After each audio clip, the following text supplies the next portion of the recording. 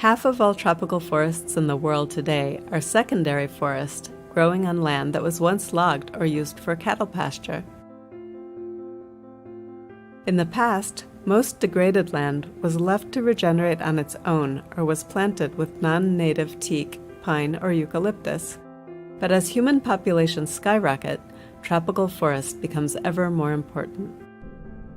At the Smithsonian Tropical Research Institute in Panama, scientists and students from around the world are learning from nature how to create a more sustainable future.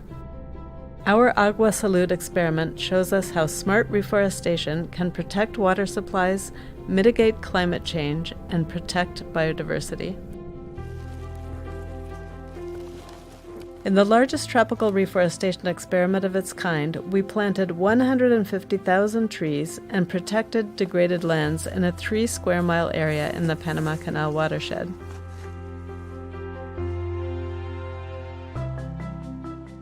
The trees are growing remarkably quickly, demonstrating nature's own resilience in the face of climate change.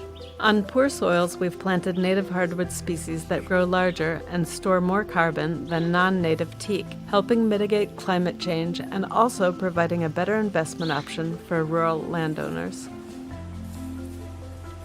To better understand how land use management affects water supplies, we compared the amount of water in streams draining cattle pasture with the amount of water in streams draining forested land. Water flows quickly over the packed soils of cattle pastures. And we've confirmed that forest soils act as a sponge. Water percolates down into holes made by animals and plant roots and is stored in the soil, reducing flooding during major storms and providing water during dry periods.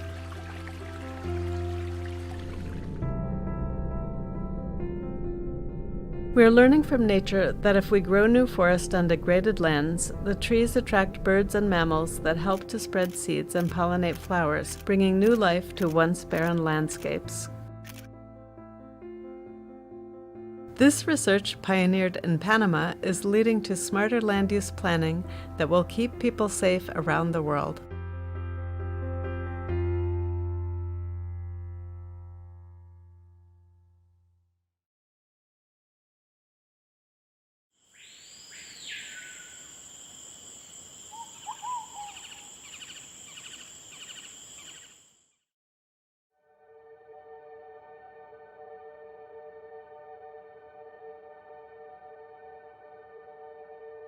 Tropical rainforests are some of the oldest and most diverse ecosystems in the world. The forests of Borneo are at least 140 million years old. It is an evolutionary center with a staggering amount of endemic plant and animal species. Only half of Borneo's rainforests remain now, and deforestation will have serious ramifications for habitat and species loss from fragmentation. The conservation of plant species will play a pivotal role in restoring these degraded forests. TRCRC is working towards protecting rare and endangered trees in the state of Sabah, northern Borneo.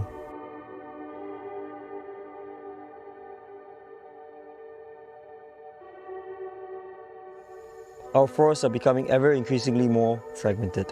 As forests become more fragmented, these species are losing the ability to re-establish themselves in the population. What we're doing right now is we're establishing a site where we're collecting species from all these fragmented regions, breeding them, and in the future, reproducing them so that we can ensure that the diversity of the restoration projects can be ensured.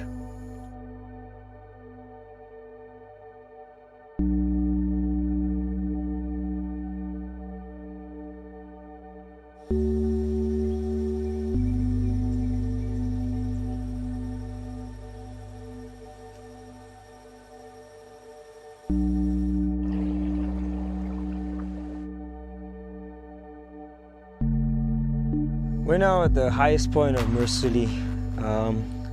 Mersuli is about 202 hectares in size, composing of degraded forests. It's classified as a Class 4 Virgin Forest Reserve, but in recent times it was encroached by illegal palm oil owners. At the moment, it's pretty much on a secondary phase of regeneration. and we are pretty much in this second year on the mark on restoration of this site.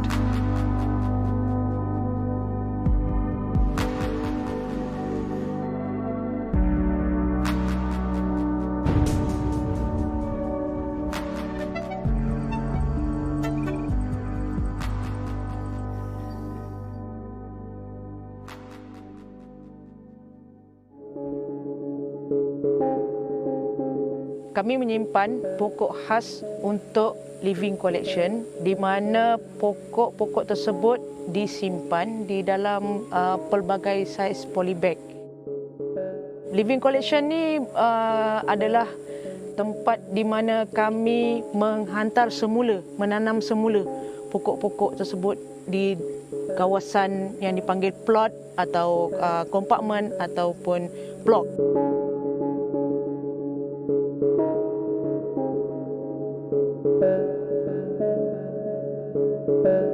We are standing here in one of TRCRC's research plots here in Marisuli. We have 21 research plots throughout the area, and each of these research plots we measure all the plants within a 10-meter radius of the plot. So what do we measure? We get a species list of all the plants we can find here, anything above 1.3 meters and anything with 2 cm growth. So why are we measuring this data? So we want to collect baseline data to kind of keep track of the restoration over time. So to keep track of the species dynamics and all these kind of things as the forest restores itself. So as you can see, this area is a secondary forest. There's a lot of understory plants, lots of pioneer species, and very open canopy. So previously, this area was an illegal oak palm plantation. SFD came in, cleared the plantation, and entrusted TRCRC with restoring the area for the next 99 years. Jadi pokok yang ada ini kami sediakan di mana semasa kami membuat pungutan biji benih, kami perlu mencari satu spesies pokok yang mempunyai 5 ibu dalam satu kawasan. Pokok-pokok tersebut akan kami asingkan dan kami semai supaya dia membesar, dan pokok tersebut akan kami tanam di dalam plot yang disediakan.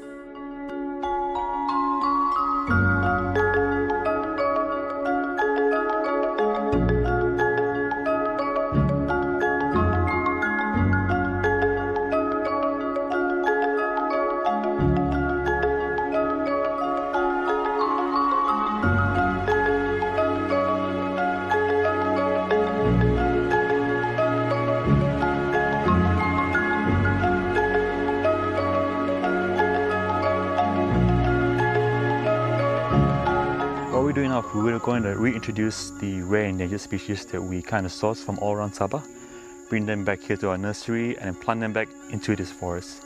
And if these plants are within our research plots, we can have like data over time on the survival rates, the dynamics of it growing here, have success stories, failures, and learn from it. And learn as we go to fully restore the forest and to conserve all these rare and endangered species we collected all around Sabah.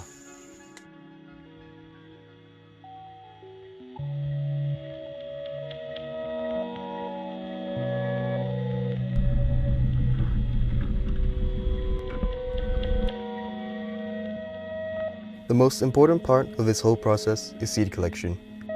Our conservation efforts involve extensive surveys of the plant distribution in forest fragments, where these plants are further threatened by isolation and are unable to reproduce. The expedition crew will spend weeks out on the field searching for fruiting events and collecting seeds from all around the state of Sabah.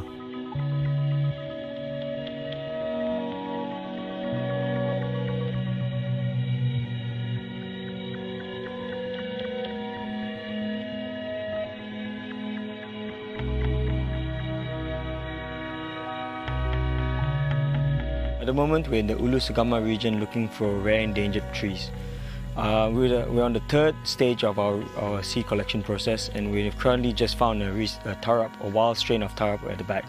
In the living collection, we are collecting rare endangered trees based on the IUCN status.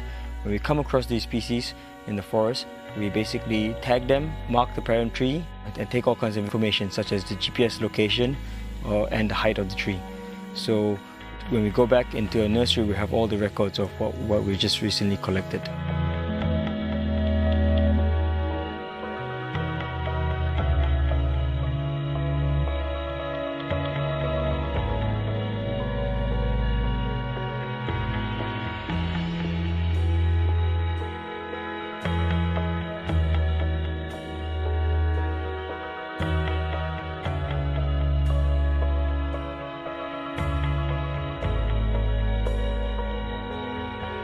The wild tarup is a native fruit plant. It's important to conserve wild relative fruit strains to ensure the availability of genetic material for future crossbreeding possibilities.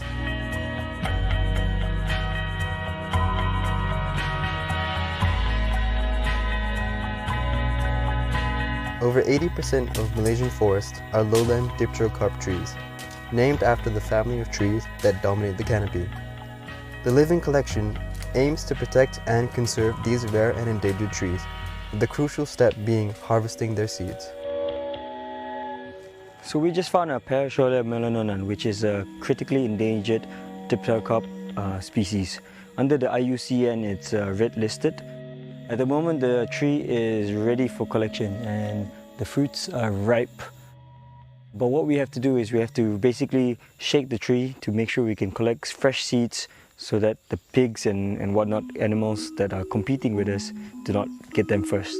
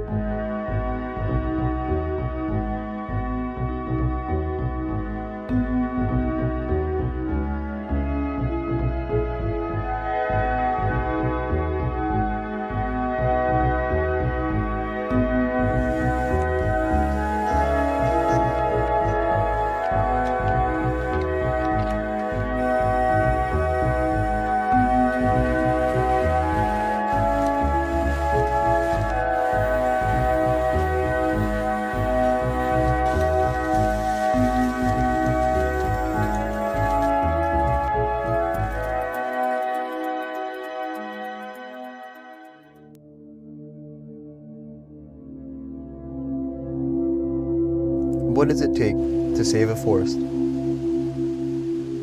To reforest degraded landscapes, to provide habitats, and to reconnect fragments. What does it take to restore the services that the rainforest provides to us? What does it take? Where do we start?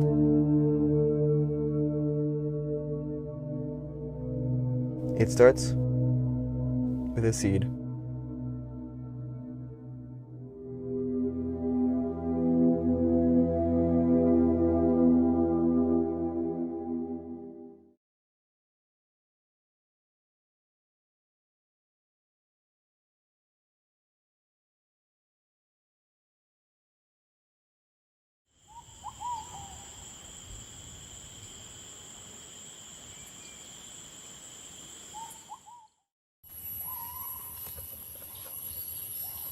Hutan, bagi sebagian orang, hanyalah hamparan tanah yang ditumbuhi sekumpulan pohon dengan segala sumber daya di dalamnya yang dapat dieksploitasi.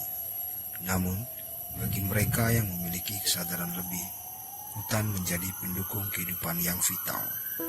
Selain memanfaatkan, mereka akan menjaga sumber daya tersebut agar terus ada. Pengelolaan hutan secara bijak akan menyelamatkan manusia. Tanpa hutan, bumi akan seperti bulan, indah namun mematikan. Hutan bagi kami sebagai salah satu sumber kehidupan. Kalau hutan rusak, sungai bisa tercemar. Kami susah cari ikan dan susah cari air minum.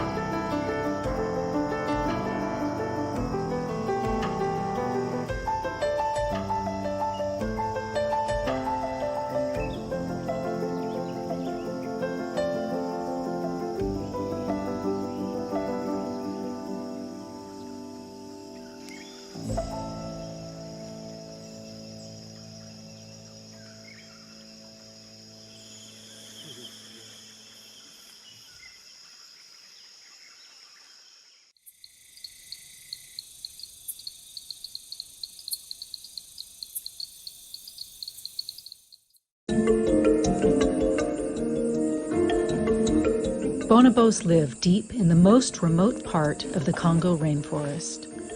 Though they share almost 99% of human DNA, most folks have never even heard of a bonobo.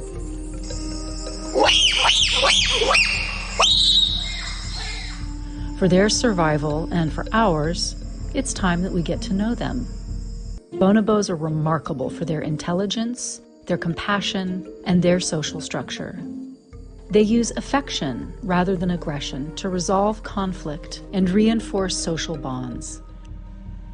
Bonobos are found only in the very remote jungles of the Congo rainforest, which is second in size only to the Amazon, and its rainforest harbors incredible biodiversity and plays a critical role in sequestering carbon and maintaining Earth's climate. If it is lost, so are we. Thankfully, there is a plan underway that can save both bonobos and vast areas of the Congo rainforest. The Bonobo Conservation Initiative has partnered with indigenous communities and the government of the Democratic Republic of Congo to create the Bonobo Peace Forest, a connected network of community-managed reserves that protects bonobos, preserves the rainforest, and promotes local leadership and well-being. The Peace Forest is a project of the Bonobo Conservation Initiative, or BCI, which was founded by Sally Jewell Cox. The bonobos have really served as a flagship species in our work to protect them. It has led to protecting many millions of acres of incredibly important and biodiverse rainforest. Just up to now, we have officially protected over 9 million acres of bonobo habitat, with over 2 million acres ready to be protected. But what's so amazing is that the bonobo itself has been truly the motivator to protect these huge, large tracts of rainforest. In the last 30 years, the human population of the Congo has doubled, while the number of bonobos has been cut in half. If these trends continue, we will lose them as a species. Humans are bonobos' greatest threat. We are also their greatest hope.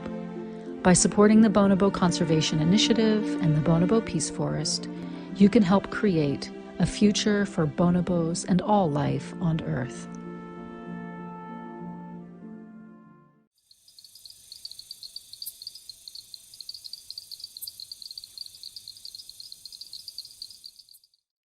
Hi, my name is Fanny Cornejo. I am Country Director of Rainforest Partnership.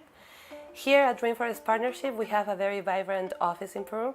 We have around 8 team members, and we're all working together to try to accomplish our mission, which is a vibrant forest for a healthy planet. One of our key projects is a regional action plan for the yellow-tailed woolly monkey and the Andean night monkey. Currently, we were able just a few days ago, on February 17th, to have a regional ordinance signed by the governor of the region of Amazonas that approves the regional action plan for these 2 species. Both species are endemic of Peru. That means that they only occur here and they only occur in the ecosystem of the tropical Andes, which makes both of them at risk of extinction, not only because of the small distribution, but because these forests of the tropical Andes are the most endangered in the country. The yellow-tailed woolly monkey are arboreal animals, and as arboreal, they do not need just a single tree, but they need a huge extension of trees. The Andean night monkey, as its name says, is a nocturnal animal. They are only awake during the night, and they're very particular because they are the only species of monkey that is nocturnal. So both species are confronting these challenges right now, and the development of this regional action plan is the first effort countrywide to be able to ground activities and commitments from different actors, including the government, to plan ahead of time how we are going to overcome these challenges and how we're going to achieve the conservation of these 2 species in the long term. So the tropical Andes, it's a biodiversity hotspot. It's considered the epicenter of biodiversity, and it's currently disappearing because of anthropogenic actions. That means actions that are driven by humans. A lot of them has to do with lack of planning, lack of investment in providing alternative economies to local populations. So we here as Rainforest Partnership, together with our local partners, we are trying to come up with different strategies to confront these challenges, such as being able to create public policy tools that will order how activities are done, and then we can have a strategic planning for long-term conservation of these spaces. So we are very excited that we were finally able to achieve these results.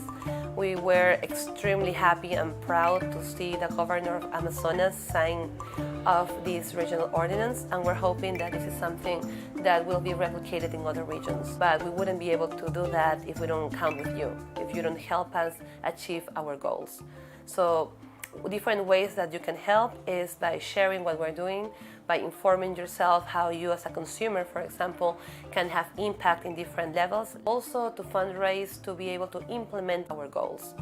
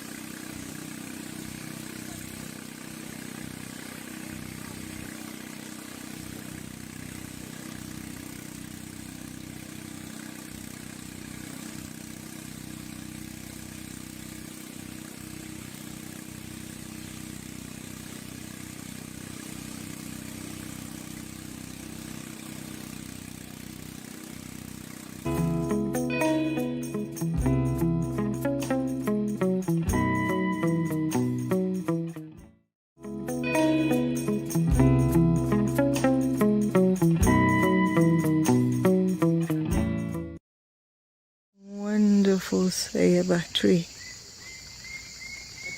Beautiful as ever. Look at it. It's just gorgeous. It's totally beautiful. I've been sleeping here all night.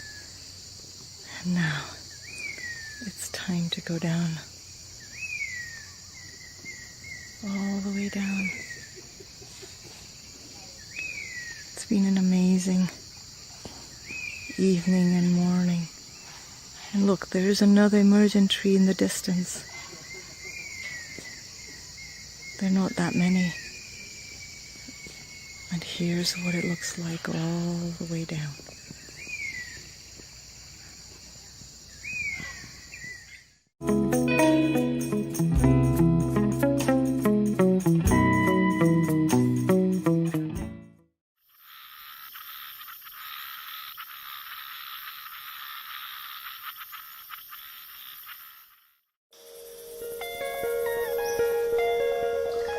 From deep within the Amazon, an ancient vision is emerging.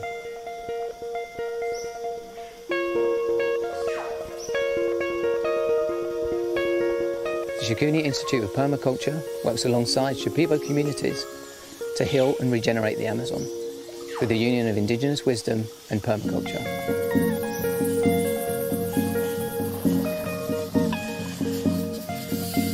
Checunes en nuestra cultura es más poderoso, es más fuerte, chamán, pero ahora en su poco se han desaparecido, ¿no? Está por la selva, están protegiendo, no se puede ver.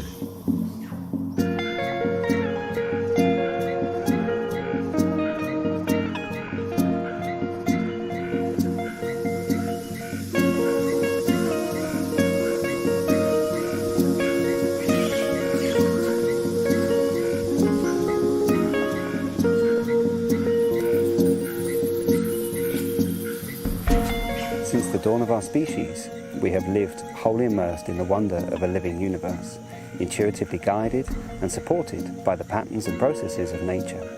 Only recently have we become disconnected from that. Over 4 decades of industrial development has brought widespread destruction to the Amazon, transforming healthy, vibrant forests, cultures and people into a patchwork of degradation, contamination and scarcity.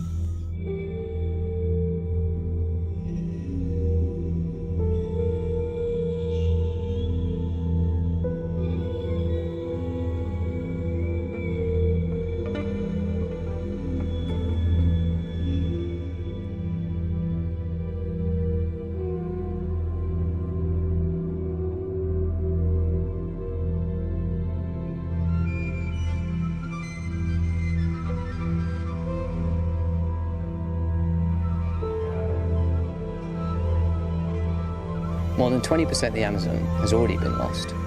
1.1 million more hectares are being lost every year. That's almost 6,000 American football fields per day. We cannot afford to lose this critical ecosystem, and we believe there is another way.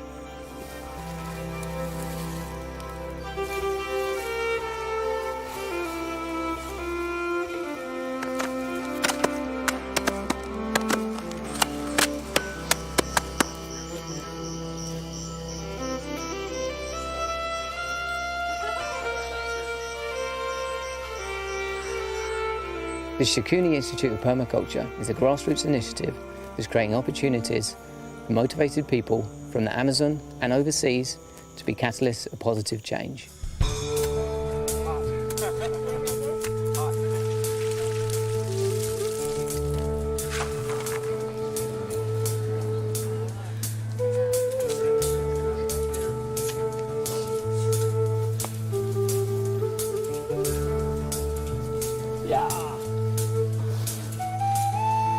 Through innovative training programs integrating Indigenous wisdom and permaculture design, Shikuni is supporting community-led development of extensive forest gardens, capable of providing sustainable livelihoods, flourishing biodiversity, and restoring the rainforest's vibrant culture.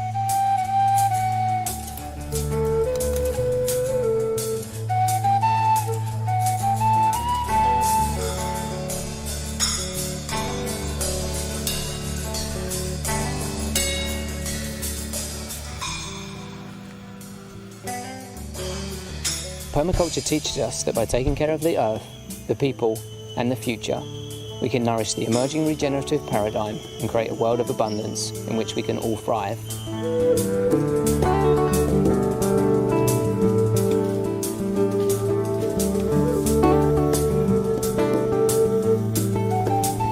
Indigenous wisdom and their way of life practice the same. Our work integrates them together to bring hope back to areas of the forest that have been devastated.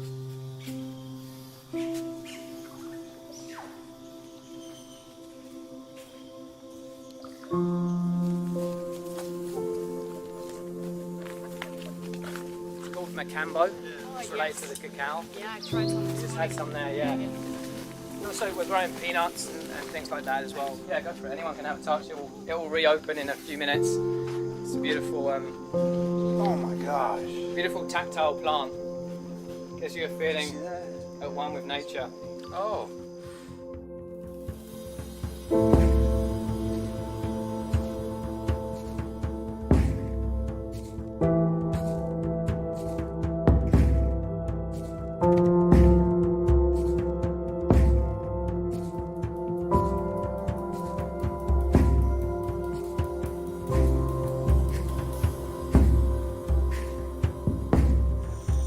We are working to a comprehensive permaculture master plan covering 175 hectares as designed by leading tropical permaculture designer Doug Bullock.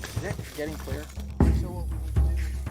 With major landscape projects in medicinal and food gardens, horticulture and natural farming, aquaculture and animal systems, agroforestry and food forests. In all these areas using soil and waste management systems, renewable energy and local water systems.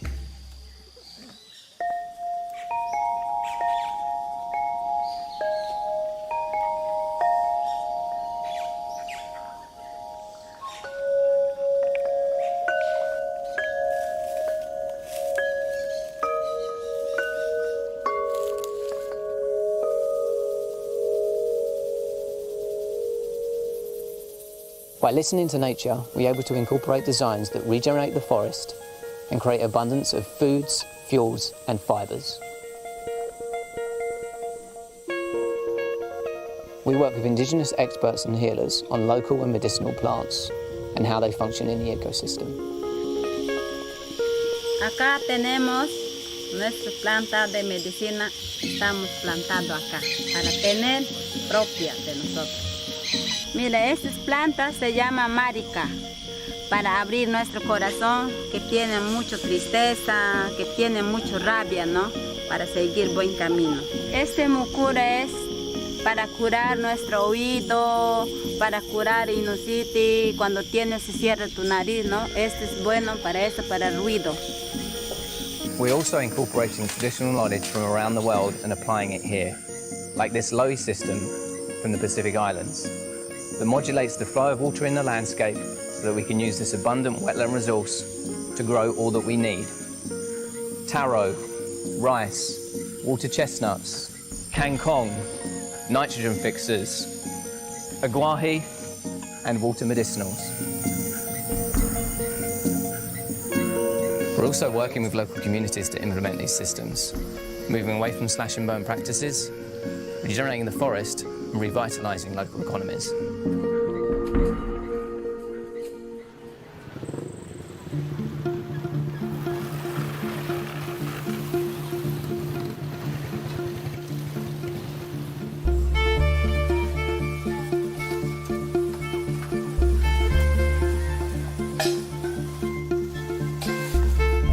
For nearly 3 years, in conjunction with our sister organisation Alianza Ocana, we have worked with more than 16 Indigenous communities, implementing waste management systems, farm-to-table nutrition classes, environmental education programs, and are now moving forwards with implementing horticulture and agroforestry projects.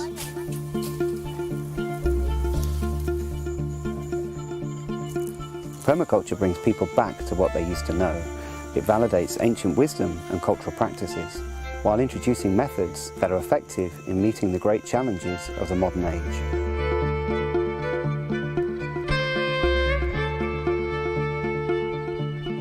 As a species, we have a responsibility to each other, to our planet, and to our future generations to protect one of the most important ecosystems on Earth, the Amazon rainforest. We cannot afford to lose it.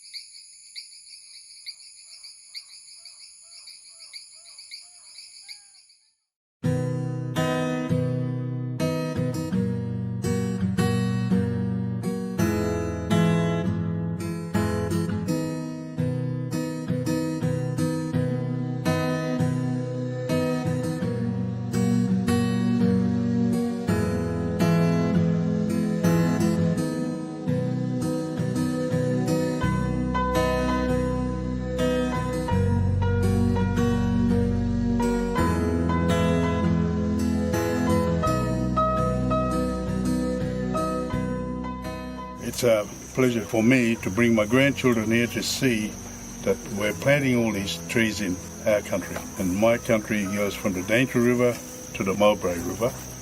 So all this area here is very important to us, and for my grandchildren to see that we're putting all these trees back in for the future for them.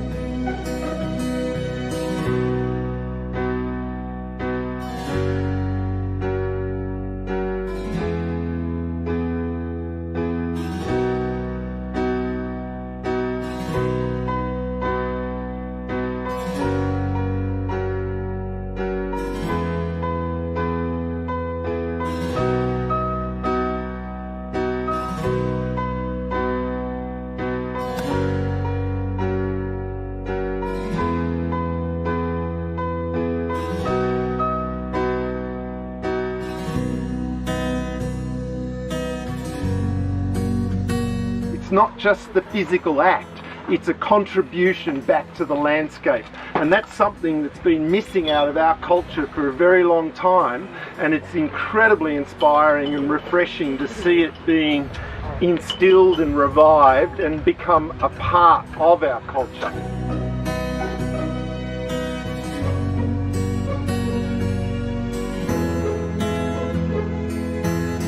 It is just a wonderful progress, seeing all these plants going into the ground and creating habitat for the wildlife. And this is so amazing to see this land turning from a barren land that had some cane toads and some cane beetles on it, to seeing the insects come, the birds come for the insects, the lizards are coming, we've got turtles in the lake up there already. It is absolutely fantastic seeing the wildlife moving back in here.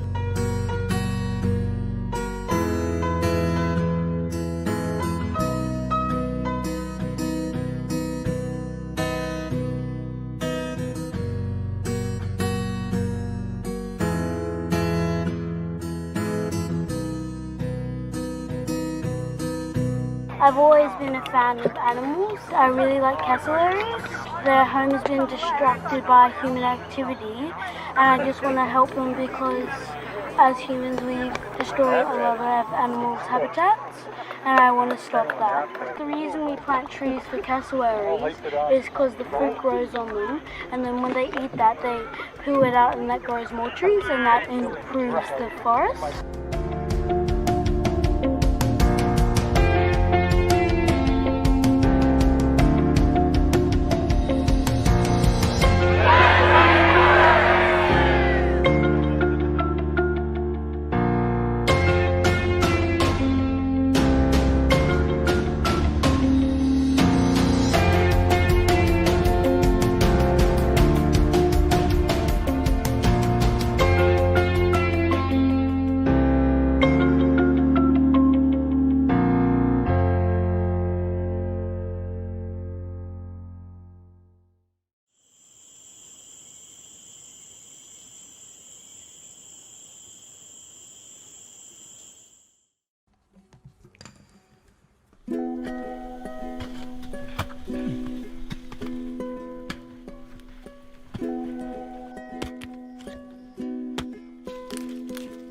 el Instituto Chaikuni ha arreglado este PDC, este curso de diseño de permacultura, para hacer un intercambio, ¿no?, de conocimiento ancestral, tradicional y ecológico. El curso lo que busca es rescatar fantasía en donde la nada se había apoderado y volver a darle un sentido a vida y al sueño de las personas que habitan en este lugar. El curso de diseño de permacultura, una de sus metas personalmente para mí es involucrar a más actores locales de esta zona. Se está trabajando con varios representantes de las comunidades vecinas. Lo que buscamos es ser más en estas ideas, en estas alternativas. La permacultura nos da muchas posibilidades de ser muy abiertos y ser muy ingeniosos, adaptativos a cada necesidad, a cada zona. Y yo creo que eso es la riqueza más grande que está este curso. El concepto de permacultura nace desde una búsqueda de cómo desarrollar sistemas agrícolas que puedan permanecer en el tiempo. Imaginémonos que el tronco es la permanencia a partir de una base agrícola, pero ese tronco ha desarrollado ramas que le han dado una visión mucho más integral y mucho más holística a la permacultura. La permacultura me ha hecho ver un mundo lo que antiguamente mis abuelos han experimentado muchos años.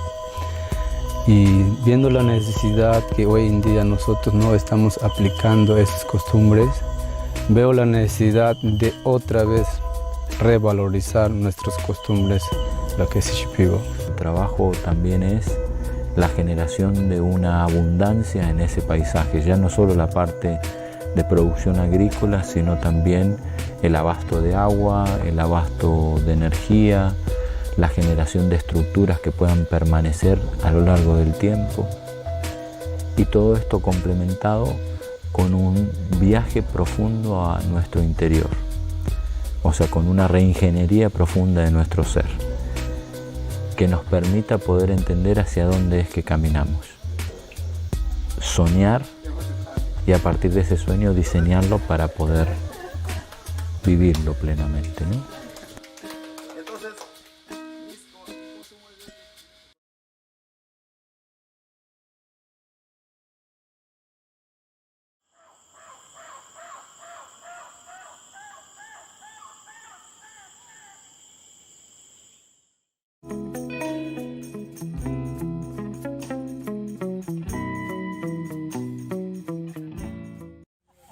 And so this is cacao tree, and they're making their chocolate.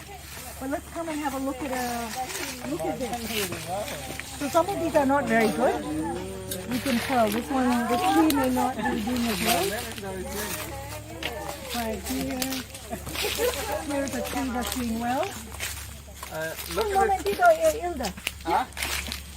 And there is one that Hilda's got. Yeah. And people don't realize that when they eat chocolate, that it actually comes from this fruit. And the cacao fruit is very, very tasty. And people often ask, what does it taste like? And it's not sweet, sour, it's both. And it's pulpy, but it's not like any other fruit. Entonces, por favor. So you never get to eat the fruit, because the seeds are far more valuable, and they get fermented and then. And so here you can take this off, and you can see there's a lot of seeds, and then más bueno de otro. Ya, el otro estaba más maduro, está un poco. Which one's not better? This one?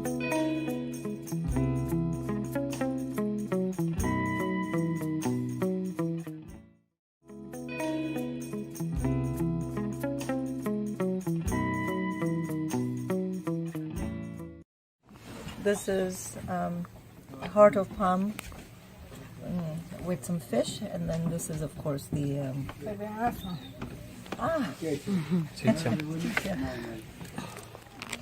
Yeah. Okay. You can see And this is the white cacao. Cacao. And they're roasted as well. And as Danny called it, monkey brain, but not. This is the cheetah here. The Wayusa. So the cheetah, it has yucca, jungle potato, A fermented drink. fermented, usually about 5 to 7 days. Yeah. See, okay. Like we call it jungle beer. Jungle beer. Okay. And then that's wild grapes. Or it's like grapes, but it's different. That's jungle grapes. And then, of course, this is how it was made. The heart of palm along with some fish. And then, of course, this was some hot, spicy Actually, sauce. And then what are those? This one And then also. that. This is the grubs that are roasted.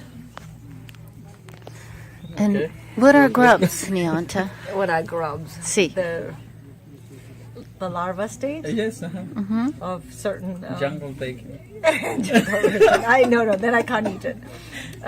As a vegetarian, I've come to the conclusion that when the women make these, I'm no longer a vegetarian. In fact, when the women make things for me, I often eat it, as I am now. Yes. So, but yeah. Okay. Ready to We're ready to eat film you eating Not one. yet. Okay. Not yet. Okay. Yes. Very nice.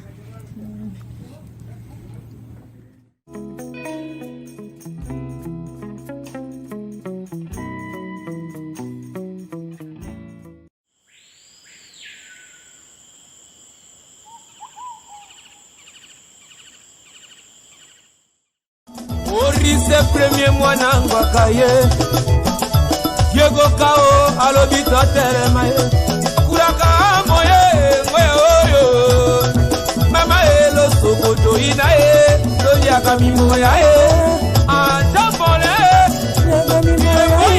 Okotola e Bango kuna bali akafeke mama Bango kuna bali akandena nkoro e Bango kuna bali akapena mbese oyo Biso toliaka mimboya Toliaka kotose Nantuka na embere Pitere diwa banza o Bongo na Kinshasa Toliaka na nine Asole na shok Mayake Asole na shok Ma chérie Asole na shok Biso nyoso na kini Asole na shok Wasi mo mali Asole na shok Ezala batu ya mapinga Asole na shok Wongo marulan Asole na shok Biso nyoso Zonya na soketo Zonya na soketo Zonya na soketo Zonya na soketo Na kino zeri 007 na Perlane Patou Mongo Maurice premier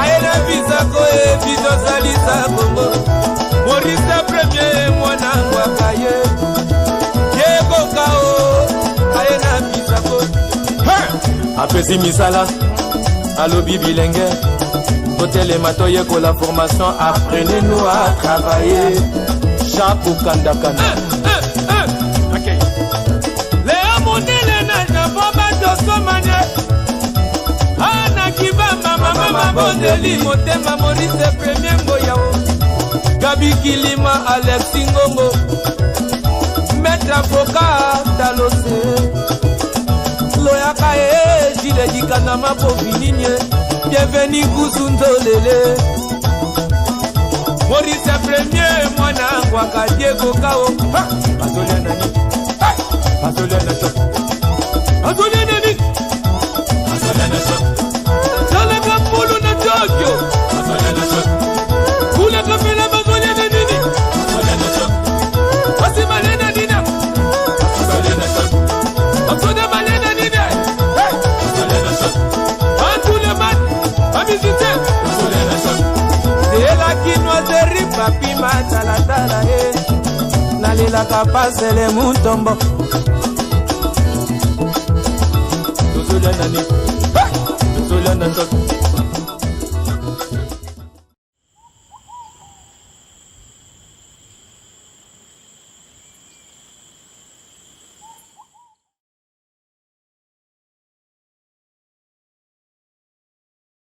I spent a year in the rainforest studying orangutans, so there's a few little details in here which, for those of you who are interested in the actual science of it, might want to know. So, orangutans, they do make nests, but they make them every night in a different tree. So it's not like there's just one home tree, they will move around. And ironwoods are amazing trees, and they are very, very, very strong. They are like an ironwood. I've never seen an orangutan nest in an ironwood. I imagine because it's very hard to break the branches. It might happen, but I've never seen it. And then the other thing is a baby orangutan would never come down to the ground. I've seen adults come down to the ground, but not a baby orangutan because it's too dangerous. So they would stay up in the trees, but they definitely do sometimes explore without their mamas. I've seen that happen. Sometimes their mamas worry about them and they have to come after them. So that's definitely true. And the other thing is, I just wanted to point out that the program that we helped start in Indonesia, that I helped start, called ASRI, one of the things that we do is we help buy those chainsaws from those loggers so that they can start other businesses so that they don't have to log anymore. And it is a great joy to be able to help them and to help the baby orangutans and the mama orangutans so that they have their home and the people are healthy and happy and have a good life, because that can happen all together. Thank you very much. It was a joy to talk to you today.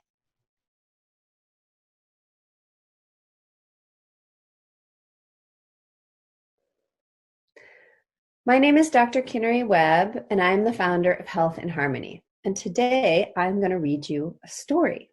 This is a story that was written by two of our volunteers out in Borneo, Julia Gore and Mia Plood, and Mia Plood did the drawings. This story is called Have You Seen My Ibu? And Ibu means mother in Indonesian. So, it was a beautiful winter morning in Lubuk Baji, and Ibu Maya was just waking up to a grumbling stomach. Do you see Ibu Maya with her baby? My baby will be hungry, she thought to herself. I will go find her some breakfast, so she will have something nice to wake up to. And out of the nest, she slipped quietly to go find herself and her baby some fresh fruit. Can you see them? There's Ibu Maya leaving the nest. Not long after Ibu Maya had gone, Bayi Mehmet woke up to find his nest without a mother and his own stomach growling. Normally, Mehmet would have been frightened, but he had recently had a birthday and was feeling quite grown up and brave. He was sure he knew where his mother had gone, so off he went to find his Ibu and some breakfast. This was the first time Mehmet had left the large ironwood tree without his Ibu, and as he swung his way down to the forest floor, he started to feel something a little more than hunger in his stomach. Hitting the forest floor, he examined the ironwood one last time before turning and shuffling off into the forest. Can you see the big ironwood tree? Soon, baby Mehmet realized that he had become lost and began to look frantically for any sign of his Ibu. Before he began to panic, he heard a rustling sound coming from the canopy of the forest. Uh-oh, could that be my Ibu?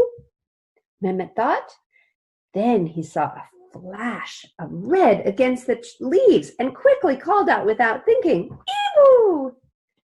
He realized his mistake as a couple red monkeys Heads popped out of the trees, laughing at him. Breathing through his nerves, he took a big breath and called out, "Have you seen my Ibu?" See, look, there he is in the forest. The red monkeys chattered to themselves as they continued to laugh and point without answering. One by one, they disappeared, ignoring Mehmet, until only 2 monkeys were left, a mother and her small baby peering out between her arms. She pointed in the direction of a faint buzzing sound and then turned and leapt away. Her baby followed quickly behind her. Mehmet continued in the direction that the monkey had pointed, and after what felt like forever, he ran into a bearded pig, snuffling around the forest floor.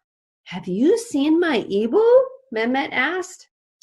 "No," snorted the pig, and continued on through the undergrowth. Now Mehmet was far from home and very lost.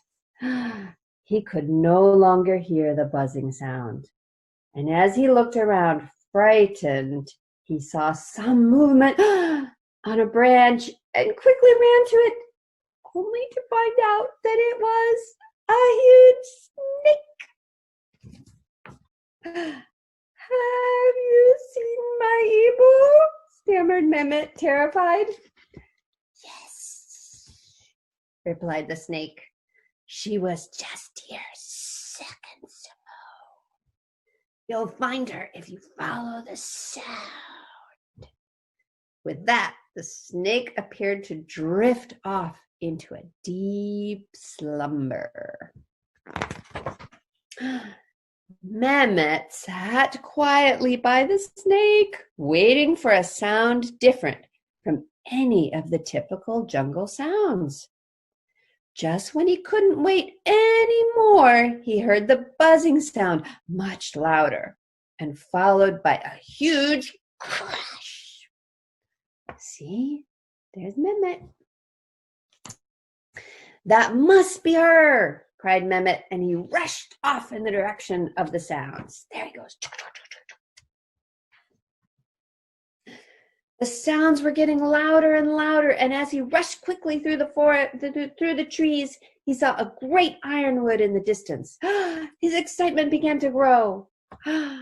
But when he reached the base of the tree, he did not see his mother.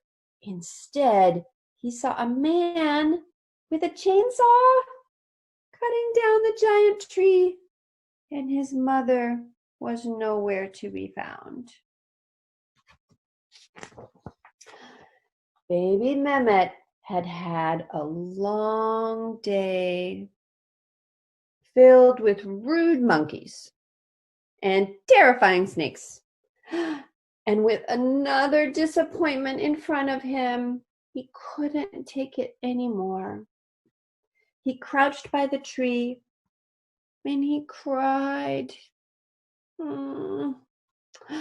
Somehow the man heard him over the racket of his chainsaw, and he stopped sawing to find out what the noise was that was louder than his.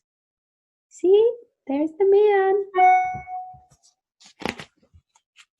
Seeing Mehmet so upset, the man walked over and crouched down beside him. "What's wrong, little one? Are you lost?" Mehmet peered up at the man, terrified and exhausted. With one last wave of courage, he asked the man hopefully, "Have you seen my Ibu?" "I think she left our ironwood to get breakfast, and I should have stayed in our nest, but I didn't, and now I'm lost." Little Mehmet told the man his whole story, and when he was finished, the man sat quietly thinking. See, there's Mehmet crying. Finally, he spoke. "I was walking through the forest early this morning, and I saw an ironwood that I had decided to cut down. I was about to start sawing when I saw your mother leave the nest. I don't know where she went, but I do know where that tree is, and I can take you there. See, the man is going to help Mehmet. Mehmet leapt up, wanting nothing more than to go home, and reached out to take the man's hand. The man got up and took it, guiding the way back into the forest. As they made their way through the forest, Mehmet spotted the huge snake lazily basking in the spot of sun. A little farther on, Mehmet heard rustling and a flash of bearded pig, but she made sure to stay out of earshot so as not to bother her. See? Farther on, he heard cackling and saw the red monkeys in the trees laughing at themselves and at nothing in particular. They go, they do. With each new thing, Mehmet squeezed the nice man's hand so that he knew to look and got to see them too. Finally, Mehmet saw his giant ironwood tree. Do you remember that tree? And leaping ahead, he cried, "Home!" He peered up the big tree and saw his Ibu's face peering over the side of it with a relieved look in her eyes. Mehmet turned and gave the man a quick bow before scrambling up the tree to his waiting Ibu. You see, he's doing the thing that children in Indonesia do. They put their hands of the person to their forehead. Where have you been? Exclaimed Ibu Maya. I was. Before she could finish her sentence, Mehmet leapt into her arms and held her tightly. Relieved to have her baby back in her nest and surrounded by a fresh pile of fruit, Ibu Maya couldn't stay mad. Let's eat some breakfast, love, and you can tell me about your adventure. You see how happy they are together? Oh. Down on the forest floor, the man watched Mehmet begin to tell his story. He saw him happily leaping about, acting out each encounter as fear was replaced with bravery. Seeing how happy they were, the man expected to feel the same. But instead, he felt a pit in his stomach, knowing he had almost cut down this family's home.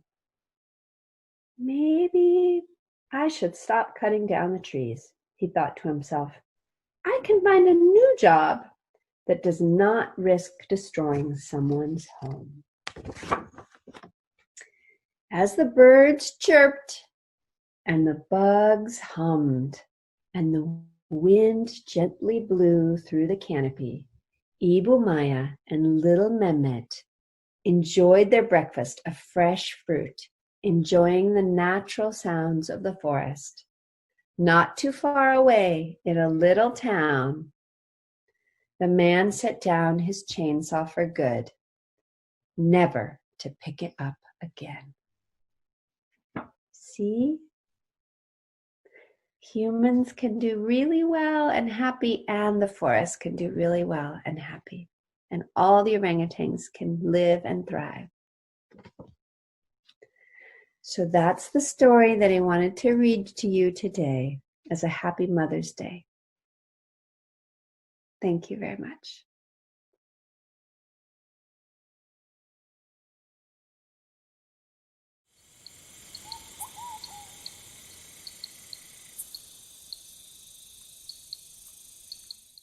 So hello, my name is Emily Horn and I am an Earth Uprising City Coordinator for Charleston. Hi, I'm Sage Stretch and I'm the Earth Uprising City Coordinator for Washington, D.C. So today we are going to show you how to create the 4 layers of the rainforest in a shoebox. So for this art project, you'll need a shoebox, construction paper, or color paper of whatever color you want your forest to be, and then scissors to cut out the trees and plants, tape or glue, markers to draw animals. You can also print pictures of them and cut them out if you'd like, and some miscellaneous crafts like cotton balls, sequins, some glitter maybe, googly eyes. So first you can get your shoebox. I have this lovely shoebox, and you could basically cut some like construction paper in the shape of the shoebox. So see, I cut out blue paper for the sky, and I got green paper for the like forest part.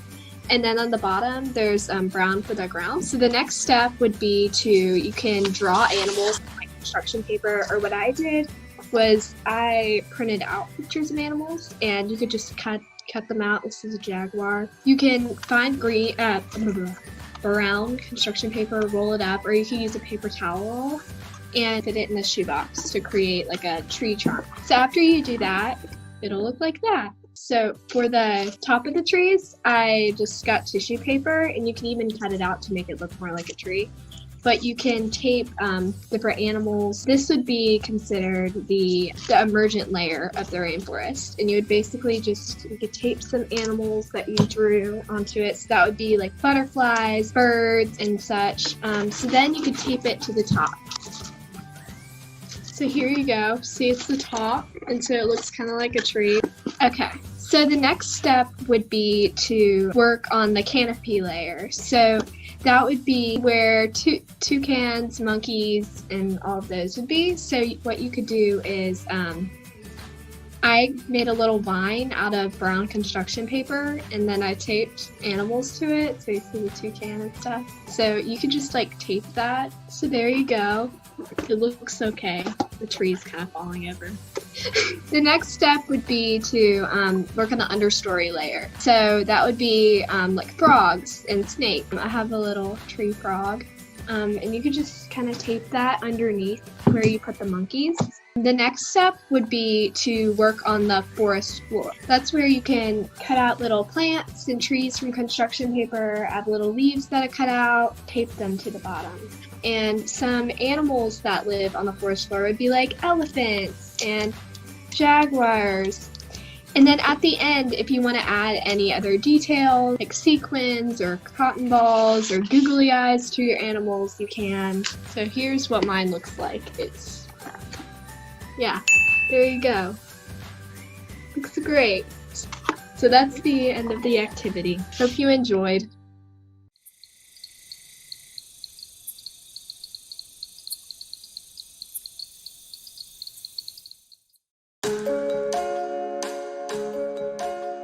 Mock COP is modelled on the United Nations Conferences of the Parties, the COPs. Schools send delegations of students who are each allocated a country to research and represent. They come together on the day to try and negotiate a global agreement on climate change. So we've had events in Carnarvon, Wrexham, Swansea and Cardiff, and now it's culminating in a big final event at the National Assembly for Wales here in Cardiff.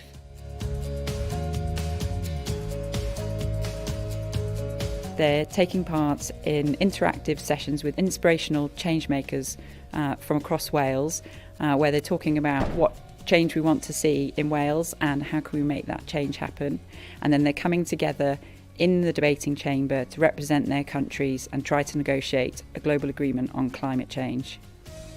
You either amend these motions, you cancel this resolution, or we pull out. We will call on other nations like the United States to pull out. We are affected by flooding, we are affected by droughts, and we are affected by different types of natural disasters such as cyclones. We don't say who we can and can't trust, we're all working towards the same thing. So let's try and unite and try and make sure that every country can meet an accessible goal. Otherwise, what is the point in us being here? And why should India give up 0.5% of the GDP, which we could spend elsewhere? And they've linked that climate change to the excessive coal burning in your country. Do you have to say anything on that? We're also encouraging the students and teachers to become climate change champions, so we want them to go back to their schools and communities and feel empowered to be able to talk to them about climate change and think about how they can take positive action on climate change.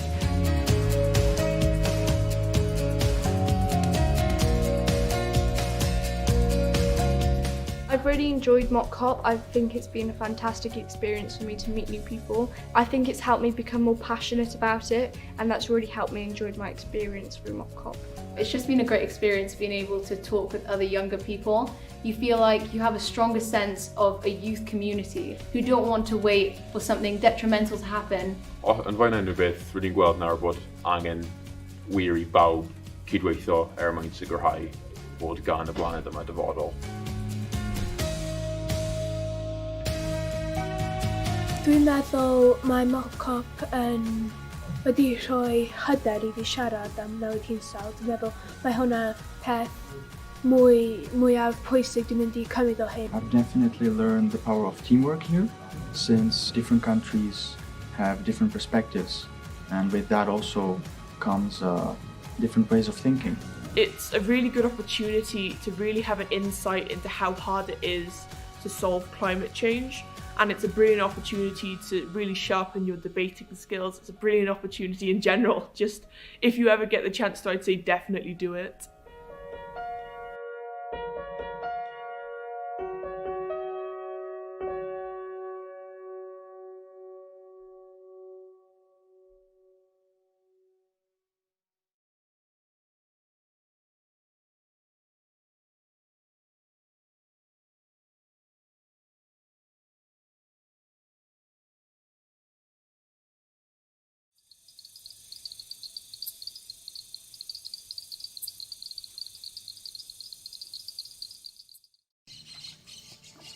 Tropical rainforests are an incredible powerhouse in terms of a solution to climate change.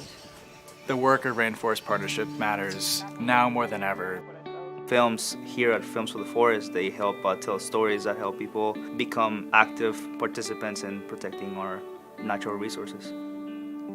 So we are at a critical point, critical juncture for humankind. So we have two dual crises that we're facing as humanity: the climate crisis and the extinction crisis.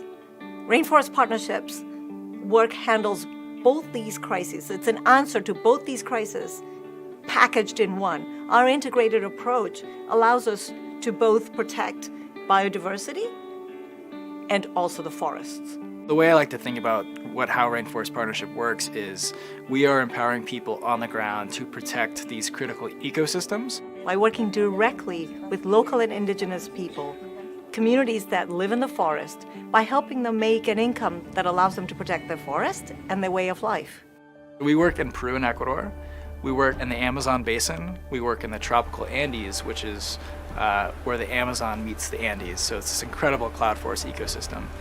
We also work in the Pacific tropical forests, which is a very, very biodiverse region on the coast of Colombia, through Ecuador, and down to Peru. So Rainforest Partnership is much like the ecosystem that rainforests are. And that is that we're a diverse group of people from different parts of the world, passionate, dedicated people, anthropologists, primatologists, mammalogists, ecologists, people that know how to work directly with communities, work with all levels of government, but also understand science. But we're also bringing in different stakeholders such as local governments, regional governments, national governments, different NGOs. We're bringing everybody to the table. You know, it's in our name, partnership. We need everyone involved to actually protect these ecosystems. And so it's a very integrated approach because that's what an ecosystem as complex as a rainforest needs. What I think is so important about working with communities is they're the ones who live in these places. Why not empower them? In Sani Isla, in the Ecuadorian Amazon, we work directly with women, Quechua women, who are making an income for the first time, making and selling handicrafts. And that allowed them to protect their forest against some very powerful interests that wanted to extract oil on their community-titled land. And these women are running this project on their own without our help today, and they've become like the beacon in that part of the forest where other communities up and down the river are emulating what they've done.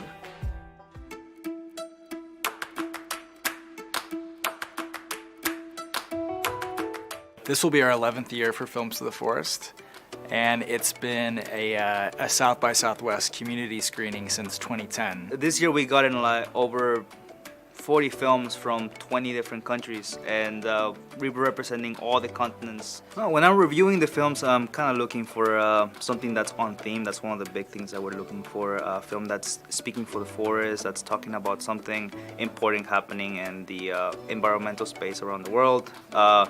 And just heart, like a film that really speaks to us and surprises us and brings up new information or new ideas that we hadn't considered about places that, you know, they're far away but affect us all.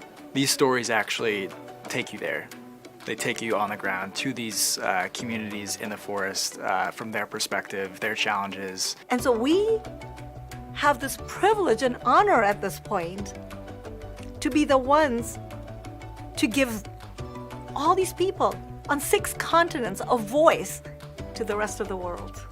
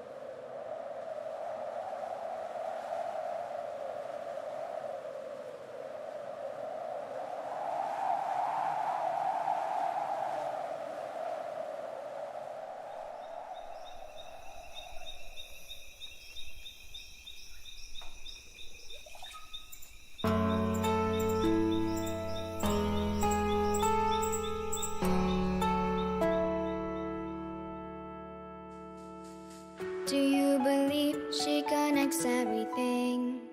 The bright skies, the birds and trees. Her breath, it is what keeps us alive. And now she's hurting, can you help us make her stronger? We gotta care for the world we see. She's gotta breathe. We gotta take responsibility. She's gotta breathe, breathing life into the world.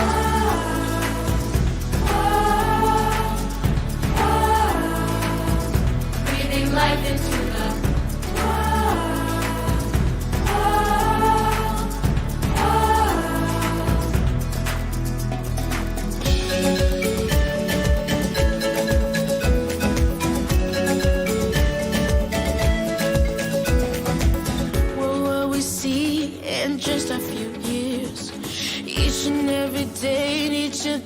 disappears.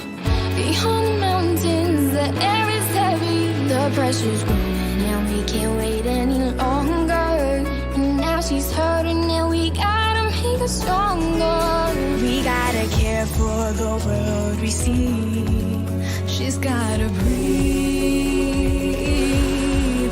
and she's so precious, we all have to believe. She's gotta breathe, breathe a life into her, breathe a life into the world.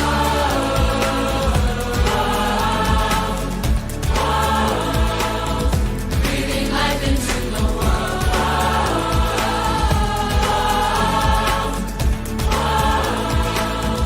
Breathing life into the world. Open up your heart now and give what you wanna give, planting the seeds of the world.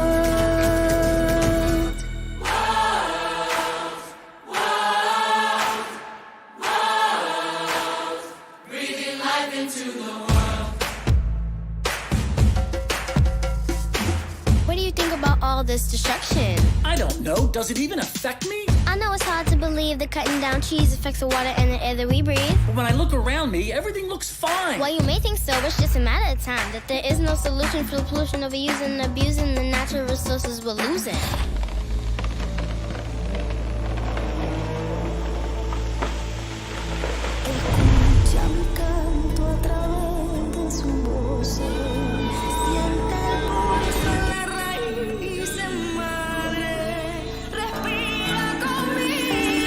Imagine a world with clean air.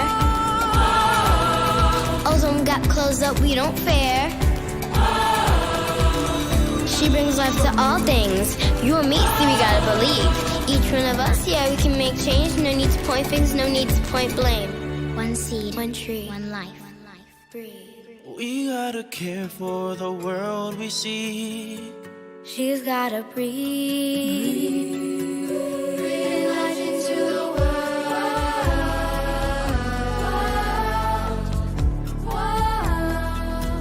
Breathing life into the world. Open up your heart now and give what you want. And now she's suffering, we gotta make her stronger. Together we are gonna make you believe, make you believe. Breathing life into the world.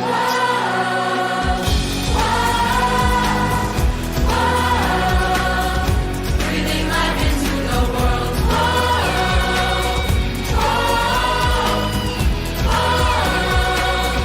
Breathing life into the world.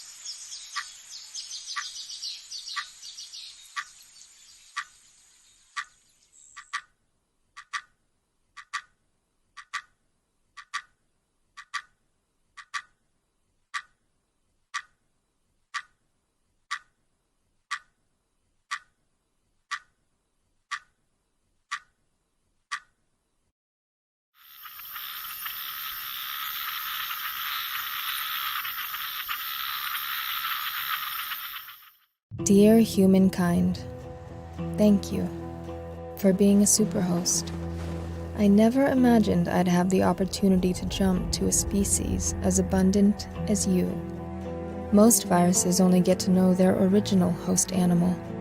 Many exist entirely in the humid understory of a remote rainforest. We viruses are kept in check by healthy environments with diverse and abundant wildlife. But when you rip forests apart and capture billions of animals to feed your insatiable appetite for flesh and false cures, you bring viruses like me out of our natural quarantines. You introduce us to new hosts, like you.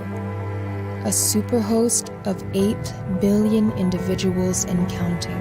A walking, flying, swimming human meat market. You make up 1/3 of all mammals on Earth by weight. The animals you grow to feed yourselves outweigh all the wild mammals and birds on the planet. As you drive our natural wildlife hosts to extinction, you throw us life rafts bigger than the Titanic. Why wouldn't I jump? As sinister as I may seem, it is not in my interest to wipe out my hosts. We all need other life to thrive. So if this sickness in your bodies opens your eyes to the deeper sickness in our shared planet, it will be to all our benefit. But my big question to you is this: am I enough? If apocalyptic fires aren't enough, if vanishing glaciers aren't enough, if super hurricanes aren't enough, is the cold shadow I cast across the lives of you and your loved ones enough for you to finally confront the prospect of your own extinction? Only you, humankind, can choose to be the cure to the deeper sickness. Only you can choose to nurture the ancient oceans, forests, and grasslands that nurture you, to bring back the chorus of birds and monkeys to silent rainforests, and to make wise choices every day in what you consume and how you live. By protecting nature in all its wild and wonderful forms, you protect yourselves. As the earth stops to take a collective deep breath, you have a rare opportunity to reimagine and redefine a new future. So tell me, what future do you choose?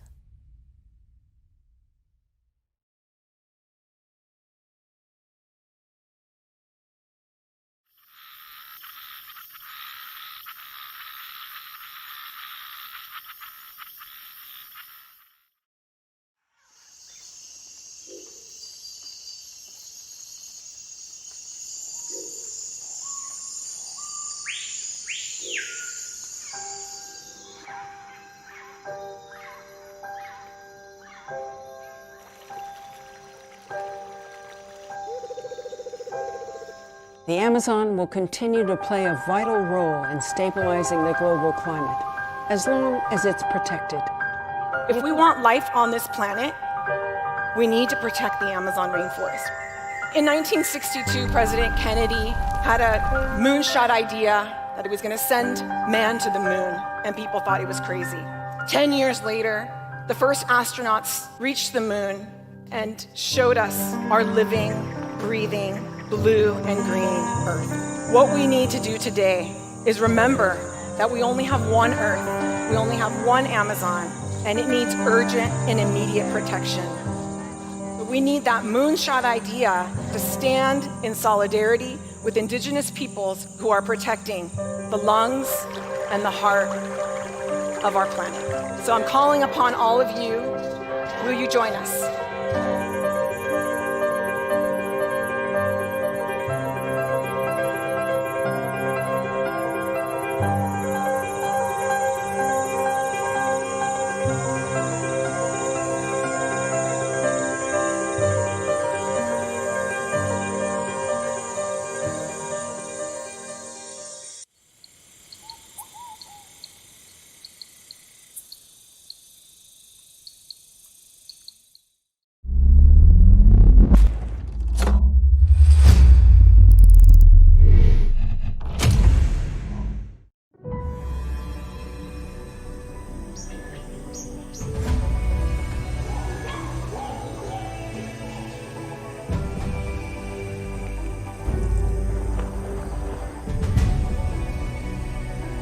the rainforest, an area home to more species than anywhere else on Earth.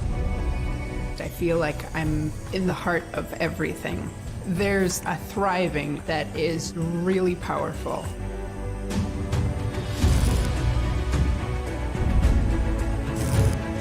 An area that cleans our air, purifies our water, and holds many of the important solutions to tomorrow's problems. This rainforest is instrumental to the survival of the entire human race.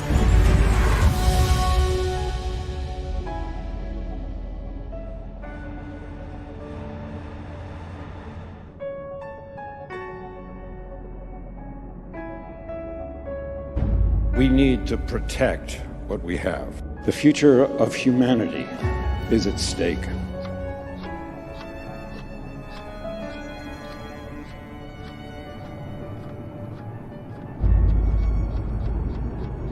How can we monitor a large area of forests that would provide us with a view of the tropical forest functioning?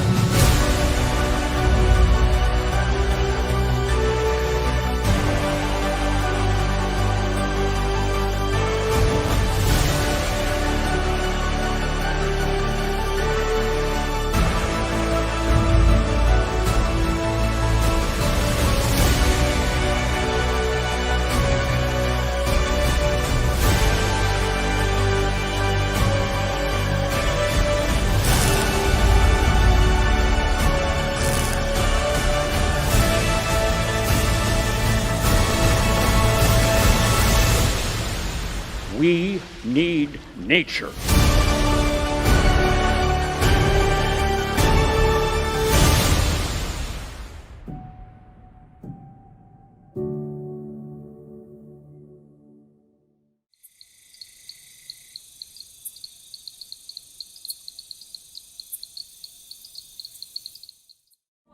Nós somos a resistência. In the last year, more than 40 environmental and human rights defenders, including indigenous leaders on the front lines, have been murdered for defending the Amazon. This cannot go on. I'm one of the targets. I'm one of those who could be persecuted and murdered for standing up and giving a voice to the people of the Amazon. Indigenous peoples have known for thousands of years that cures to many of the world's diseases lie deep within the biodiversity of the Amazon's vital ecosystems. Our survival literally hinges on its preservation.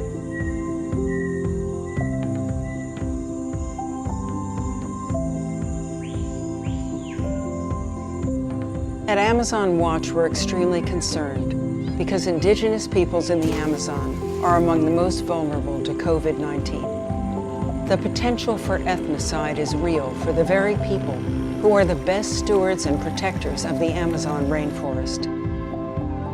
Amazon Watch has joined indigenous peoples across the Amazon to demand a moratorium on any and all extractive activities in their territories.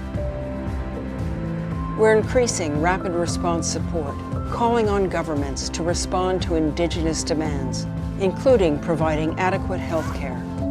We must unite.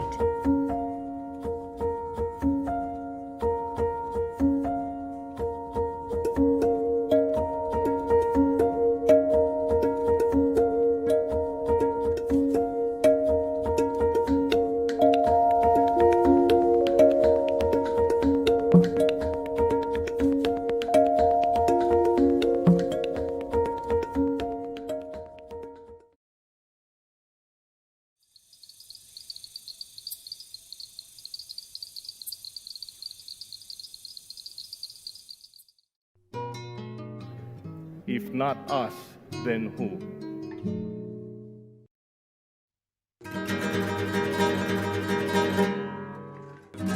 As quebradeiras são guerreiras. Guerreiras porque elas lutam e elas têm coragem de lutar e de dizer as coisas.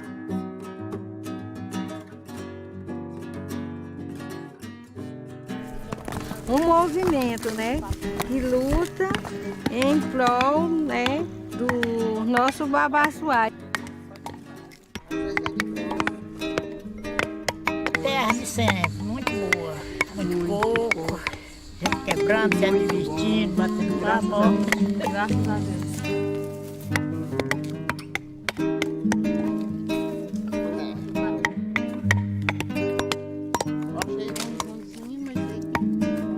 A gente, que nem eu tô falando, tira o azeite, aí a casca a gente faz o carvão. Eu mesmo, agora por outra eu uso. Gastrite, dor de estômago. Você pode pegar a massinha dele e samear na comida. Faz um bocado de coisa nessa massinha aqui. Faz pão. Fazer o pão.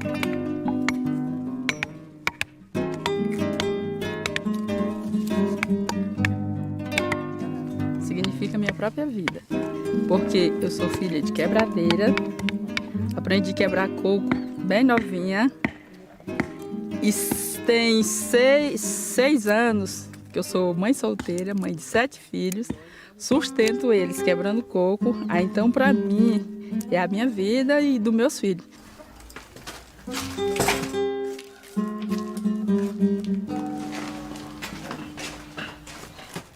Primeiro a gente faz o leite para botar na panela, para botar na casca, botar no feijão. E aquele que é feito sem torrar é para fazer produto de limpeza, como sabão, sabonete, né? A gente vende para ter dinheiro, né? Então é isso, é nossa riqueza é o babaçu. E é o que nos une. Nós somos irmãs de leite de babaçu.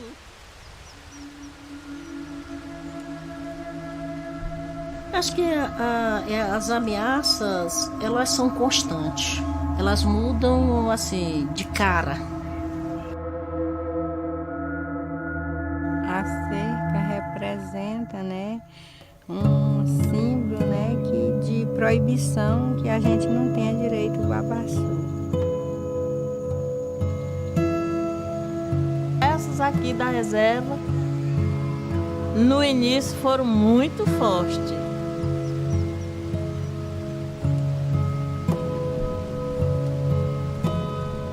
Chegou no outro dia lá, o fazendeiro falou que não queria ela na área, né, quebrando coco. Que quando ela chegou lá no outro dia, o litro estava tudo furado de bala.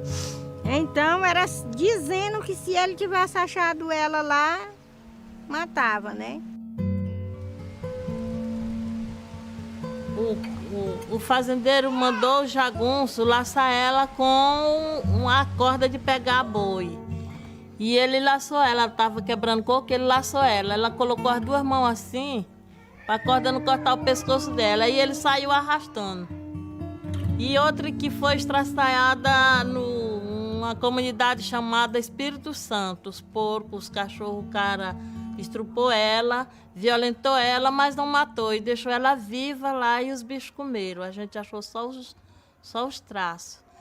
Então aí a gente se revoltou, aí a gente começou a luta. E com o apoio do padre, a gente foi buscar conhecimento, aí começou a se juntar Piauí com Maranhão, Imperatriz, Baixada, e a gente começou a discutir a criação do movimento das quebradeiras de coco a nível interestadual.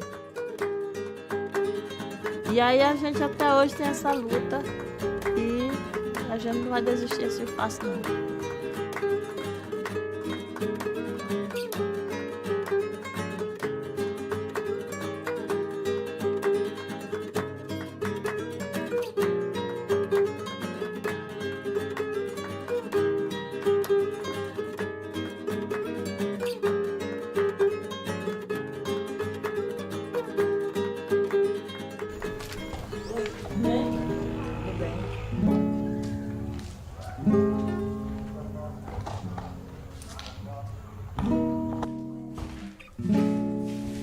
Essa produção é de grande importância para as mulheres, porque quando vende, cada uma tem a sua porcentagem. O primeiro estoque que tinha, mais de 3.000 litros, venderam. Está diversificando a produção E além de ajudar a gente na renda familiar, a gente está protegendo a floresta. Aí nós estamos vendendo na compra direta, programa direto para a merenda escolar. Dá um suco muito bom, né, para as crianças e também a melhora da renda da família, né? A gente diz lei do babaçu livre, mas ela não protege só o babaçu, ela protege o meio ambiente, a floresta, a Amazônia como um todo. Tudo que a gente conquistou através das associações, né, dos movimentos de mulheres, e fica uma maravilha. Tu já sabe que não pode derrubar, precisamos preservar a riqueza natural. Tu já sabe que não pode derrubar, precisamos preservar a riqueza natural. É uma comunidade de gente que trabalha de roça, que quebra coco, que pesca, que dança, que pula, que brinca mastro e que faz um monte de coisa. E que preserva os nossos ancestrais. A gente acredita que é uma força que nos ajuda e que segura nas nossas mãos para dizer, não cai, levanta. Não pode derrubar, precisamos preservar a riqueza natural. Tu já sabe que não pode derrubar, precisamos preservar a riqueza natural. Tu já sabe que não pode derrubar, precisamos preservar a riqueza natural. Tu já sabe que não pode derrubar, precisamos preservar a riqueza natural. Tu já sabe que não pode derrubar, precisamos preservar a riqueza natural. Tu já sabe que não pode derrubar, precisamos preservar a riqueza natural. Tu já sabe que não pode derrubar, precisamos preservar a riqueza natural. Tu já sabe que não pode derrubar, precisamos preservar a riqueza natural.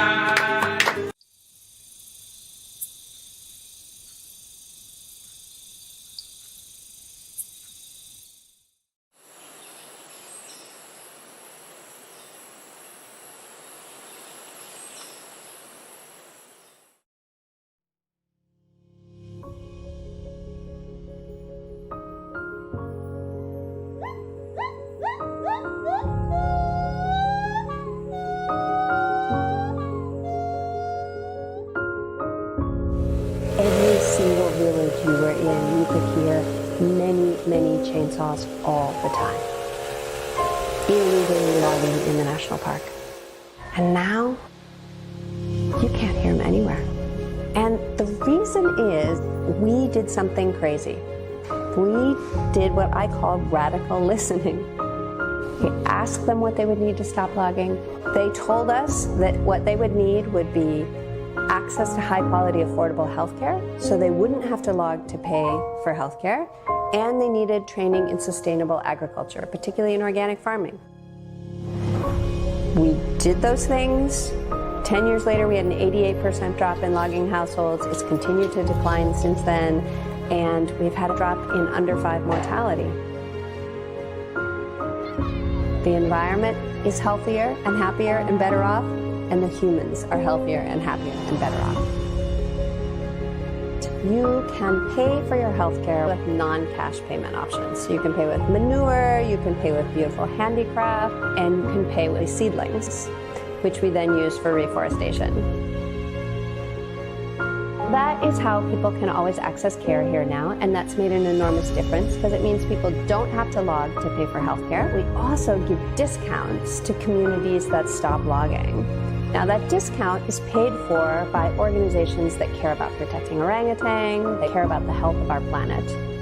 So they are willing to give a sign of thanks to the communities here who are protecting the forest. Sadly, when we started, we had already lost 40% of the forest, and there was rampant logging going on. But since we started our program, we managed to stabilize the loss of primary forest, and it stopped because we did what the communities said. And we have had 20,000 hectares of regrowth forest. We are so excited about replicating this model. There are many other places that we would like to work. We have to learn to live in balance with our Earth, and that means we have to protect rainforest. The lungs of the Earth are critical for the health of the entire planet. We have to protect them, and the only way to do that is to work together around the planet, but listening to the local communities because they know the solutions for how to protect them. So let's work together and make it possible.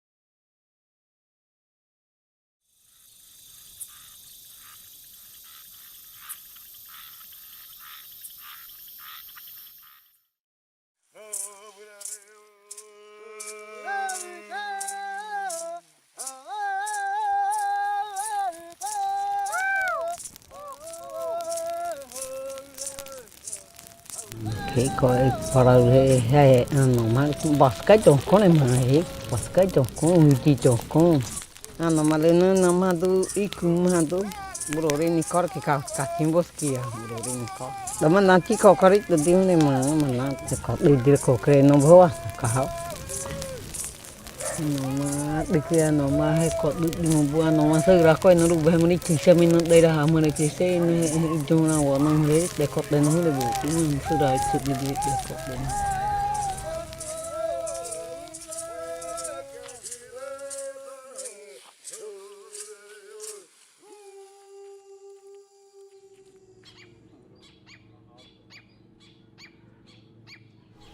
Dia que não recolhia nem já que O pessoal começou a colocar regra dentro da terra indígena, o pessoal branco que a gente fala. Uma coisa que era de costume dos indígenas, no caso, que era o próprio fogo, proibiu, não vai queimar mais, não vai queimar, não vai queimar. Antigamente o IBAMA trabalhava na ideia de fogo zero, trabalhava na ideia de não ter fogo, sempre combatendo, fazendo a prevenção, mas isso não surtiu muito efeito. Mesmo fazendo todo esse trabalho, ainda tinha fogo, bastante fogo. Uma hora ia acontecer de pegar um fogo. E esse fogo, nesse local de 3, 4 anos, com o material do combustível estar bem alto, ia ser um fogo descontrolado, fora do controle mesmo, que ia acabar com tudo. Então procuraram entender, os mais velhos, o que fazer para acabar com esses grandes incêndios. Nesse primeiro contato que teve com os indígenas, o que eles falaram? Olha, vocês estão trabalhando errado. Vocês só chegam na época crítica. Nessa época a gente não consegue fazer mais nada. Já queimou tudo. Vocês têm que rever o conceito de vocês. A forma que conseguiram encontrar para poder acabar com o fogo foi com o próprio fogo. O programa de brigadas, né, de combate a incêndios florestais em áreas indígenas, né, começou-se em 2013.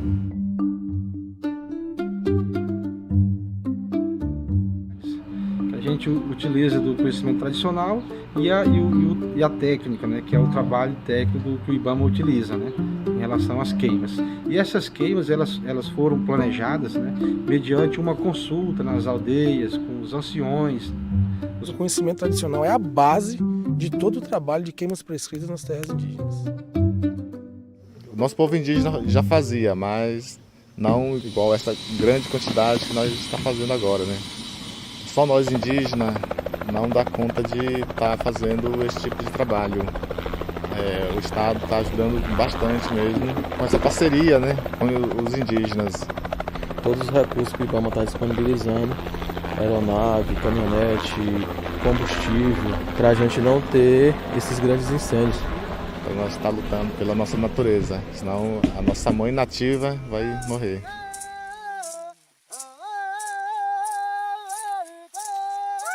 Quando falar de integrado, quer dizer que todos nós da humanidade está querendo lutar só por uma causa, né?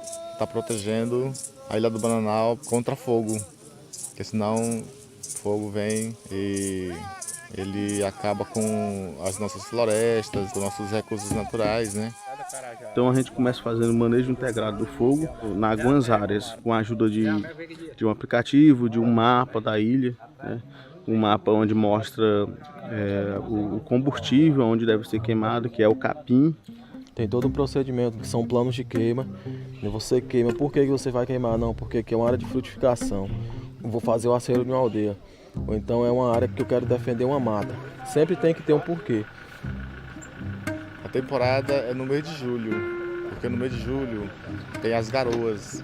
À noite as garoas caem, então bem ali mesmo é feito extinção do fogo por natureza mesmo.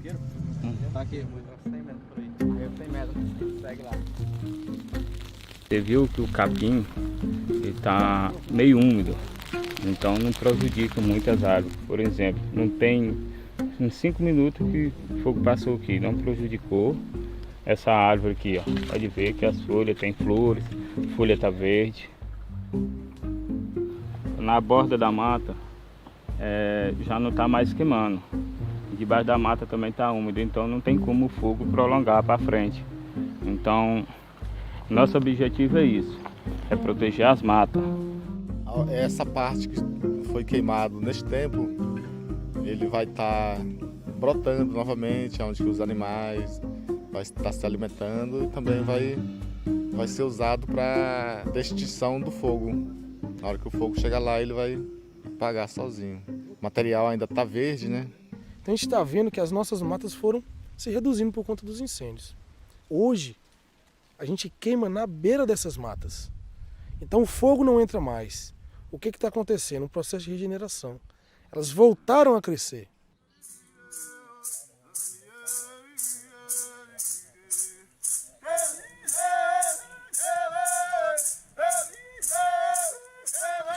Frutos, sementes, peixe, madeira, que a nossa maior riqueza é isso, né? Porque faz parte da nossa vida, Ilha do Bananal, é nosso coração, é nossa mãe. Nós não podemos deixar a nossa mãe morrer.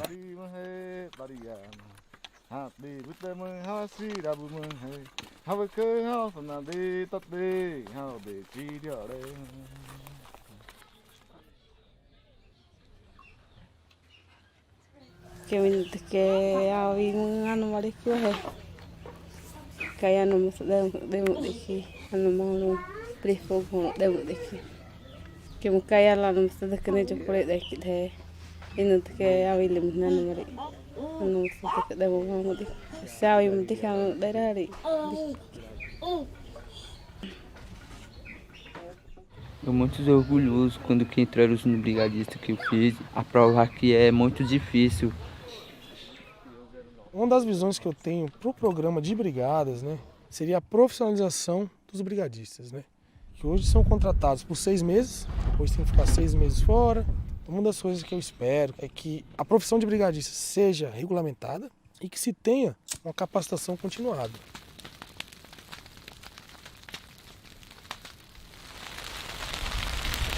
Pelo fato do IBAMA trabalhar num espaço muito curto de tempo, né, às vezes não sobra tempo para fazer essa interação melhor, interagir melhor com as aldeias. Né?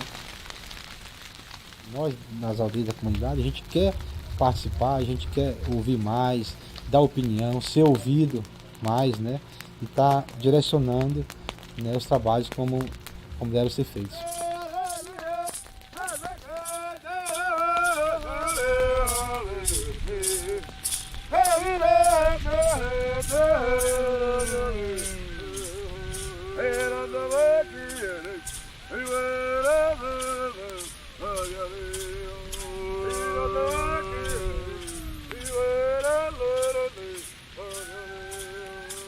Eu me sinto que eu sou um guerreiro da mata.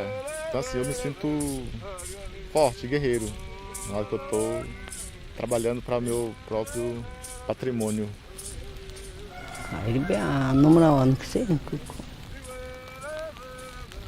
Um fogo bom, um fogo pequeno, que dá para ajudar a humanidade.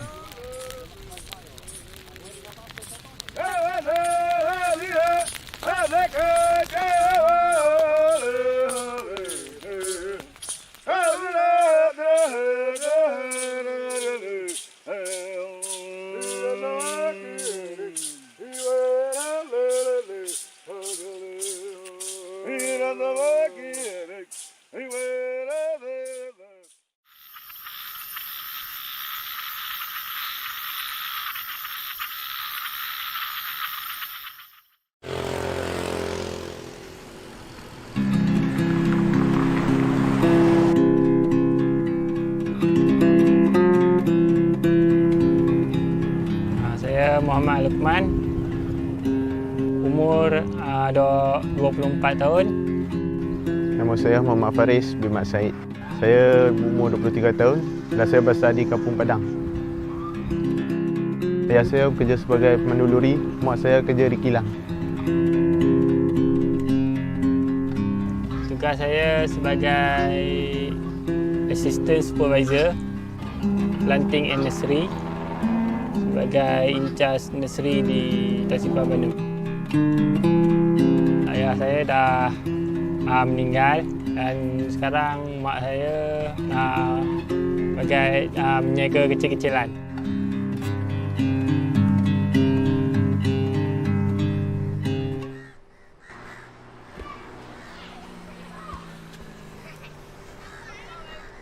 Sana tu macam berat jugalah.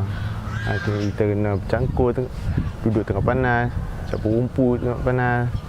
Jadi fikir, teruk jugalah ni. Tapi kalau kita nak berjaya tu bukan yang senang. Jadi teruskan je lah. Teruskan sampai sekarang lah.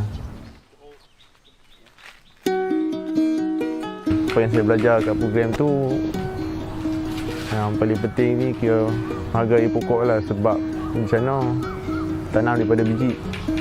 Biji sebab kita sendiri yang jaga. Jadi bila pokok tu mati, kita sendiri yang rasa macam mana susah yang kita jaga sampai pokok tu besar, tiba mati. Jadi hargai pokok tu lah. Sekarang kita di hutan simpan Manjaya. Sekarang kita tengah ukur tanda ni nak buat tiang nursery. Untuk tapak nursery penyemaian.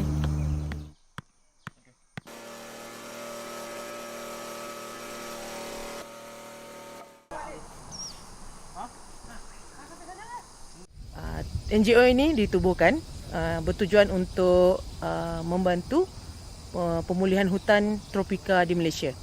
Terdapat satu pasukan di dalam tim ini, iaitu G-Team.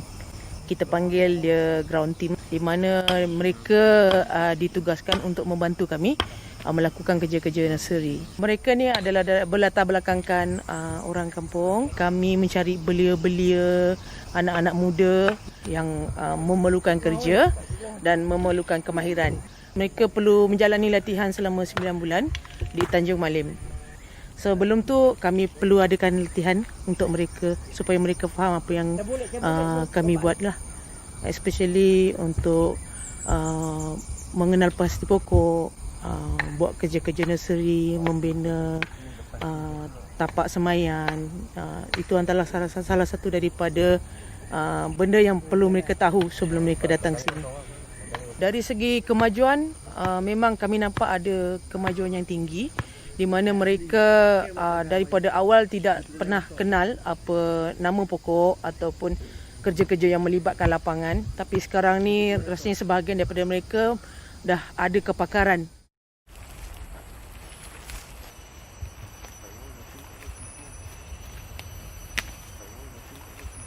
Nama pokok ni Syuria levis. Nama tempatan dia Balau Kumus. Kulit dia mengupas. Kulit dia mengupas ni. Potong dia punya kulit ni, dia akan keluar getah-getah ni. Biji yang kami telah kumpul ni kami akan semai di Tropical Rainforest Living Collection Banun Nursery. Ni adalah anak pokok Balau Kumus ni. Dia punya anak pokok dia. Kalau contoh dah ketiga ni kita dah tak boleh ambil dah. Kita kena biarkan lah. Kalau kita betul-betul nak ambil, kita kena tunggu buat biji tu jatuh, dia bercambah kurang-kurang dalam 2 daun hingga atau 3 daun. Okey, itu adalah yang sesuai lah. Ada peluang lah untuk hidup. Bagi saya, bila kita masuk dalam hutan tu, kita dapat tengok sendiri keunikan pokok. Apa yang kita tak pernah tengok. Kalau kita pergi ke bandar, memang kita takkan dapat lah. Jadi kita masuk dalam hutan, kita dapat tengok apa yang kita tak pernah tengok. Especially pokok lah. Pokok sebab setiap spesies dia ada kelebihan masing-masing. Anak benih pokok kerui, dia bentuk, dia sayang kan. Bila dia jatuh, pusing-pusing, jadi cantik. Cantik. Macam saya sendirilah. Saya pun tak ada minat terhadap ni. Sebab habis sekolah tu mana ada belajar pun pasal pokok kan. Jadi sebab saya fikir Tapi nak dapat kerja tu susah. Lepas tu dapat tawaran lah macam pasal bidang ni. Saya pun memang cuba je lah. Tapi bila fikir nak senang tu bukannya senang.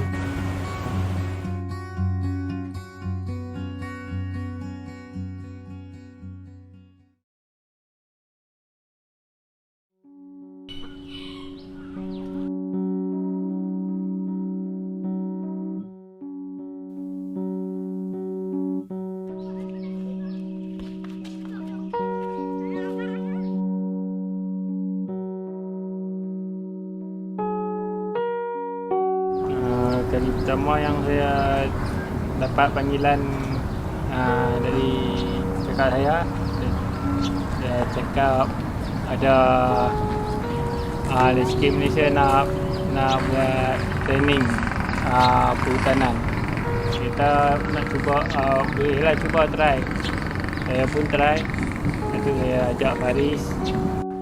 Melalui kerja ni saya dapat membantu balik keluarga saya. Dapat boleh membeli barang keperluan di rumah ataupun peribadi. Jadi secara tak langsung tu saya dah tolong keluarga saya. Mungkin kalau saya tak bekerja dengan TSC, mungkin kerja di kampung lah. Cita-cita saya nak berjaya lah kat mana pun saya bidang yang saya ceburi itu kan. Bagi saya cita-cita ni macam anak pokok juga. Sebab anak pokok tu kecil. Sebab kita kena banyak bersabar untuk capai cita-cita tu. Kita beri perhatian pada anak pokok tu. Sama juga macam cita-cita kita.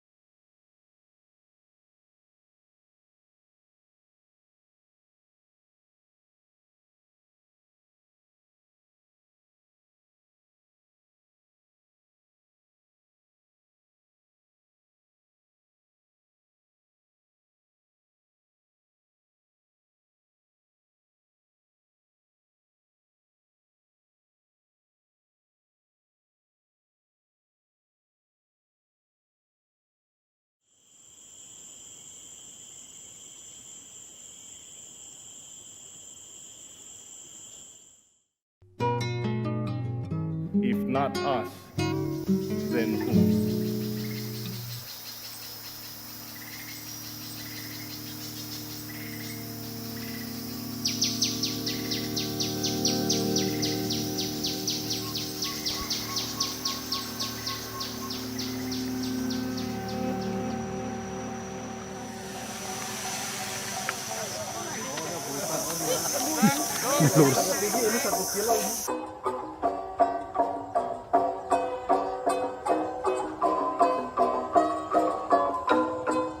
Bahwa Sutulang itu hutan konservasi masyarakat adat yang di dalam terminologinya adalah tanah ulen, kawasan konservasi masyarakat adat. Itu sebuah bukti ya bahwa masyarakat adat punya kemampuan, punya kearifan, punya pengalaman mengelola hutan.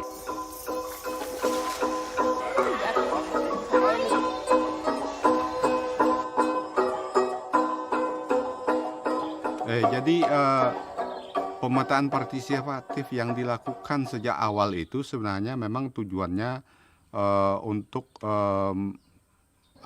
mengetahui secara pasti bahwa batas antara desa itu lebih jelas, dan kemudian itu juga bisa dipahami masing-masing pihak ketika negosiasi tentang batas. Jadi bisa dilihat dengan jelas di situ. Jadi sebenarnya ini Kabupaten Malinau adalah tempat yang sangat bagus untuk melakukan perubahan saat ini karena memang para pemimpinnya sebenarnya adalah para aktivis, ya, pemimpin politiknya. Dan bahkan bupatinya pun sebenarnya punya latar belakang perjuangan masyarakat. Maka ada sebuah kerjasama kerjasama antara pemerintah pusat, daerah, dan adat. Nah, oleh sebab itulah sebenarnya yang sangat mendasar menjadi pertimbangan perjalanan kebijakan-kebijakan Muda Melino adalah yang didukung oleh pemerintah, dilindungi oleh pemerintah, dan menjadi satu kekuatan pembangunan wisata. Karena saya mau supaya ada orang tuh bagaimana rasa ikan sungai di sini. Mau tidak mau kita harus siap terima tamu karena kita jadi wisata sudah.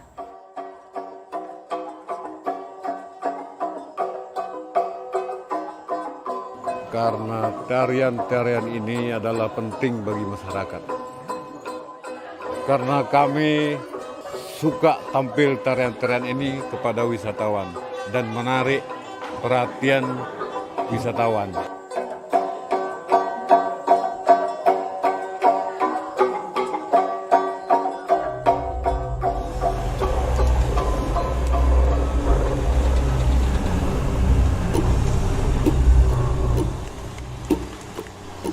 Untuk supaya masyarakat tidak melanggar juga hukum negara, kita buat surat menegur perusahaan itu jangan lanjutkan pekerjaan. Kita mengundang perusahaan itu datang ke sini. Silakan kita diskusi bersama. Di Situlang, di Balai Adat, tidak datang.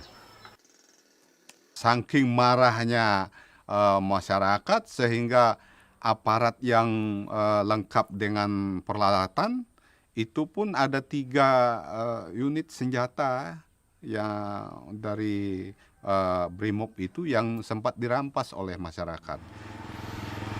Mungkin apakah perusahaan ini masih kembali, ini yang belum jelas ya, karena kalau terakhir itu memang mereka sudah lepas dari lokasi dan sudah pergi. Pemerintah sekarang ini kan punya one map policy. Satu peta untuk Indonesia. Pastikan bahwa peta wilayah adat masuk di satu peta Indonesia, one map Indonesia. Dengan skala satelit yang dipakai oleh Departemen Kehutanan, Pak ya, 1.250.000 Pak. Jadi rumah kita ini Pak, itu hanya kelihatan hijau saja semuanya. Nah di situ kami keluar dengan ide, lah kenapa kita nggak bikin sesuatu yang bisa terbang? Dan membuktikan kepada pemerintah bahwa ada rumah kami di sini, ada wilayah kelola kami di sini, ada begini-begini. Nah itu Pak, nanti hasilnya seperti ini Pak, desa kita tuh. Bayangkan Pak, ini lebih jelas lagi. Ini desa kita Pak. Kalau itu kita sangat mendukung karena ini kan belum jelas ya, apakah betul-betul perusahaannya pergi atau tidak. Nah ini Pak, kita sekarang bikin titik-titik terbangnya dia Pak. Dia baru ketinggian 250 meter Pak. Terus ke atas, nanti dia mutar mengikuti titik-titik yang sudah kita tentukan di sini. Sana dia mutar, terus dia ngambil foto Pak. Wah ini luar biasa juga tuh. Iya Pak, mari Pak angkat sampai di sini.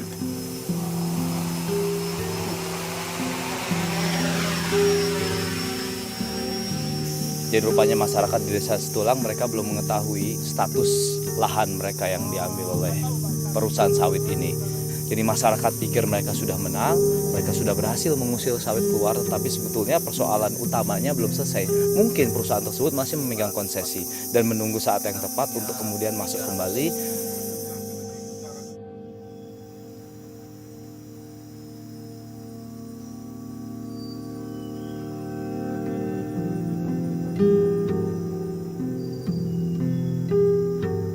Kalau kita ingin mengharapkan Indonesia itu akan menjadi kontributor utama untuk menyelesaikan masalah-masalah perubahan iklim yang sekarang ini, sebenarnya dunia internasional harus membantu Indonesia untuk mempercepat pengakuan dan perlindungan hak-hak masyarakat adat, karena hanya itulah basis untuk Indonesia menyelamatkan hutan-hutan terbaik, menyelamatkan wilayah-wilayah yang kalau masyarakat adat dikembalikan haknya.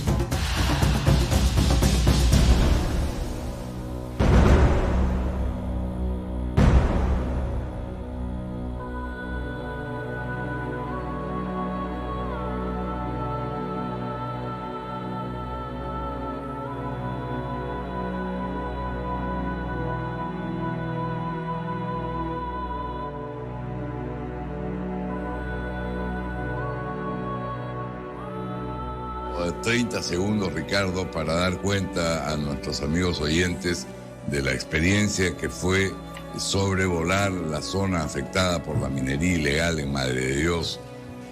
Ya hemos visto imágenes en la televisión, reportajes periodísticos que dan cuenta del daño causado por la minería ilegal, pero verlo... ¿Es tan malo como se ve en las fotos, Guido? Es peor, es peor, es peor.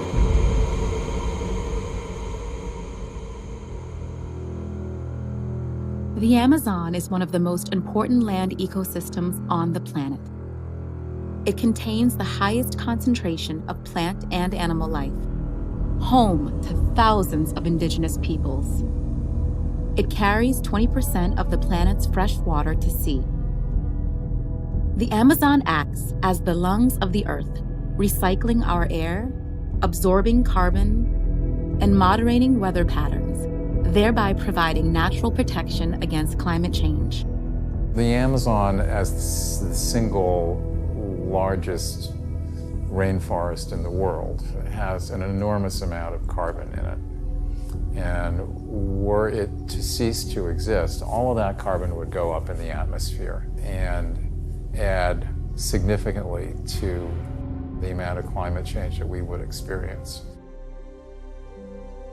The Amazon rainforest spans an area of 5.5 million square kilometers, one of the largest concentrations of trees on Earth. Every day, 20 billion tons of water is released into the atmosphere by the trees of the Amazon, helping to regulate the regional and global climate. To sustain this water cycle, 80% of the forest must remain intact. We are dangerously close to the tipping point, with approximately 81% of the forest left standing. Deforestation comes from a variety of human activity: cattle ranching, agriculture, logging, oil, gas, dams, roads, and fires. But with the rise in the price of gold over the past 10 years, the Amazon has seen the rise of an even more dangerous type of deforestation: illegal gold mining. I've been working in the Amazon for 15 years, and during that time I've seen all sorts of deforestation. But in the last 8 years, I've seen the growth of a new reason for deforestation that has transformed a place that was pristine before. It's not big companies, but individual miners using mercury to extract gold from the sediments at the bottom of Amazonian rivers. And the mercury that's released by that kind of mining poisons entire ecosystems, rivers and lakes, affecting fish, animals, and the people that eat those animals.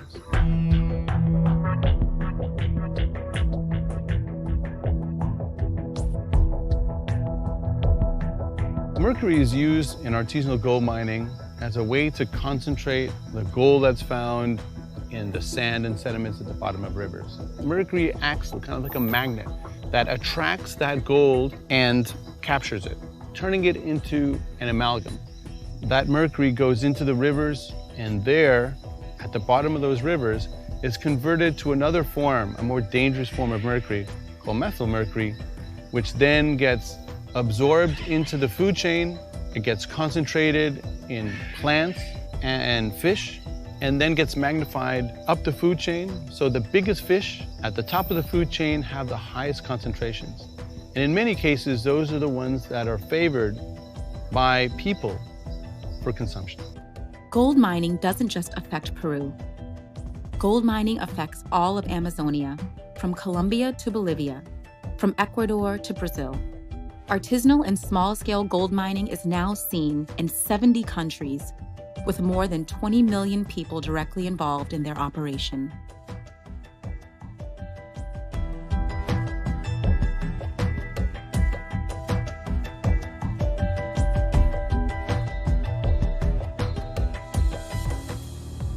Mercury is an extremely toxic substance that affects the brain and central nervous system. Pregnant women and young children are at the highest risk, with effects that include birth defects, lower IQ, impaired motor function, and complications with hearing, sight, and taste. Currently, we're doing research that measures the amount of mercury in the environment. We're taking samples of fish from rivers, hair samples from people who live in villages throughout the region. What we found is extremely concerning. 76% of the people in Madre de Dios have hair mercury levels that are much higher than the World Health Organization's maximum recommended limits. In our study, we found that Native people had mercury levels 5 times higher than those in the city. This indicates to us that this is an area under crisis. One reason why mercury is so harmful is that it is persistent in the environment. Since mercury is an element found on the periodic table, it cannot be broken down or destroyed. This means that once mercury is released into the environment, it is likely to stay for decades or centuries. With illegal gold mining comes a slew of other problems, such as violence, organized crime, corruption, drug trafficking, and child slavery. Recently, the Peruvian government started to take action by becoming one of the first countries in the world to take a stand against illegal gold mining. Nosotros estamos en contra de las actividades ilegales. El Perú es un país que tiene un fuerte potencial minero, es un país que sustenta su crecimiento en minería, eso sigue siendo una actividad importante, pero creemos que esta actividad se haga de manera formal, de manera legal y cumpliendo con todas las condiciones ambientales y sociales que el Perú impone. Ese es el principio. Since April of 2014, Peru has made significant progress in slowing deforestation by shutting down many of the illegal mines, regulating the mining process, and following the trail of illegal gold as it moves from the mines to consumers around the world. And there are solutions. What one really needs is a plan to manage the Amazon as a system, to keep that hydrological cycle going. That may seem like a hopeless dream, and maybe we could never get to perfection, but we certainly can be a lot better than we have. There are hundreds and hundreds of species of birds that occur in the Amazon, countless numbers of insects, amazing butterflies. Everywhere you look, it's something different.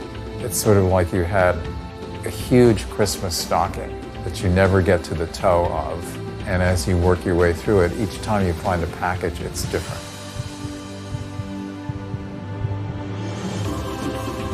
There needs to be awareness. There needs to be support.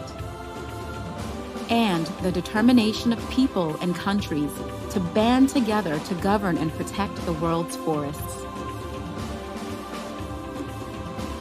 I would like to tell other kids around the world that the Amazon is something precious that we should hold, because once we lose it, that's when we're going to realize how important it is. I don't want them to regret in future generations them telling their kids, oh, and there was this once like beautiful rainforest that because we didn't take action, it doesn't exist anymore. I want to tell them, let's go travel and see it.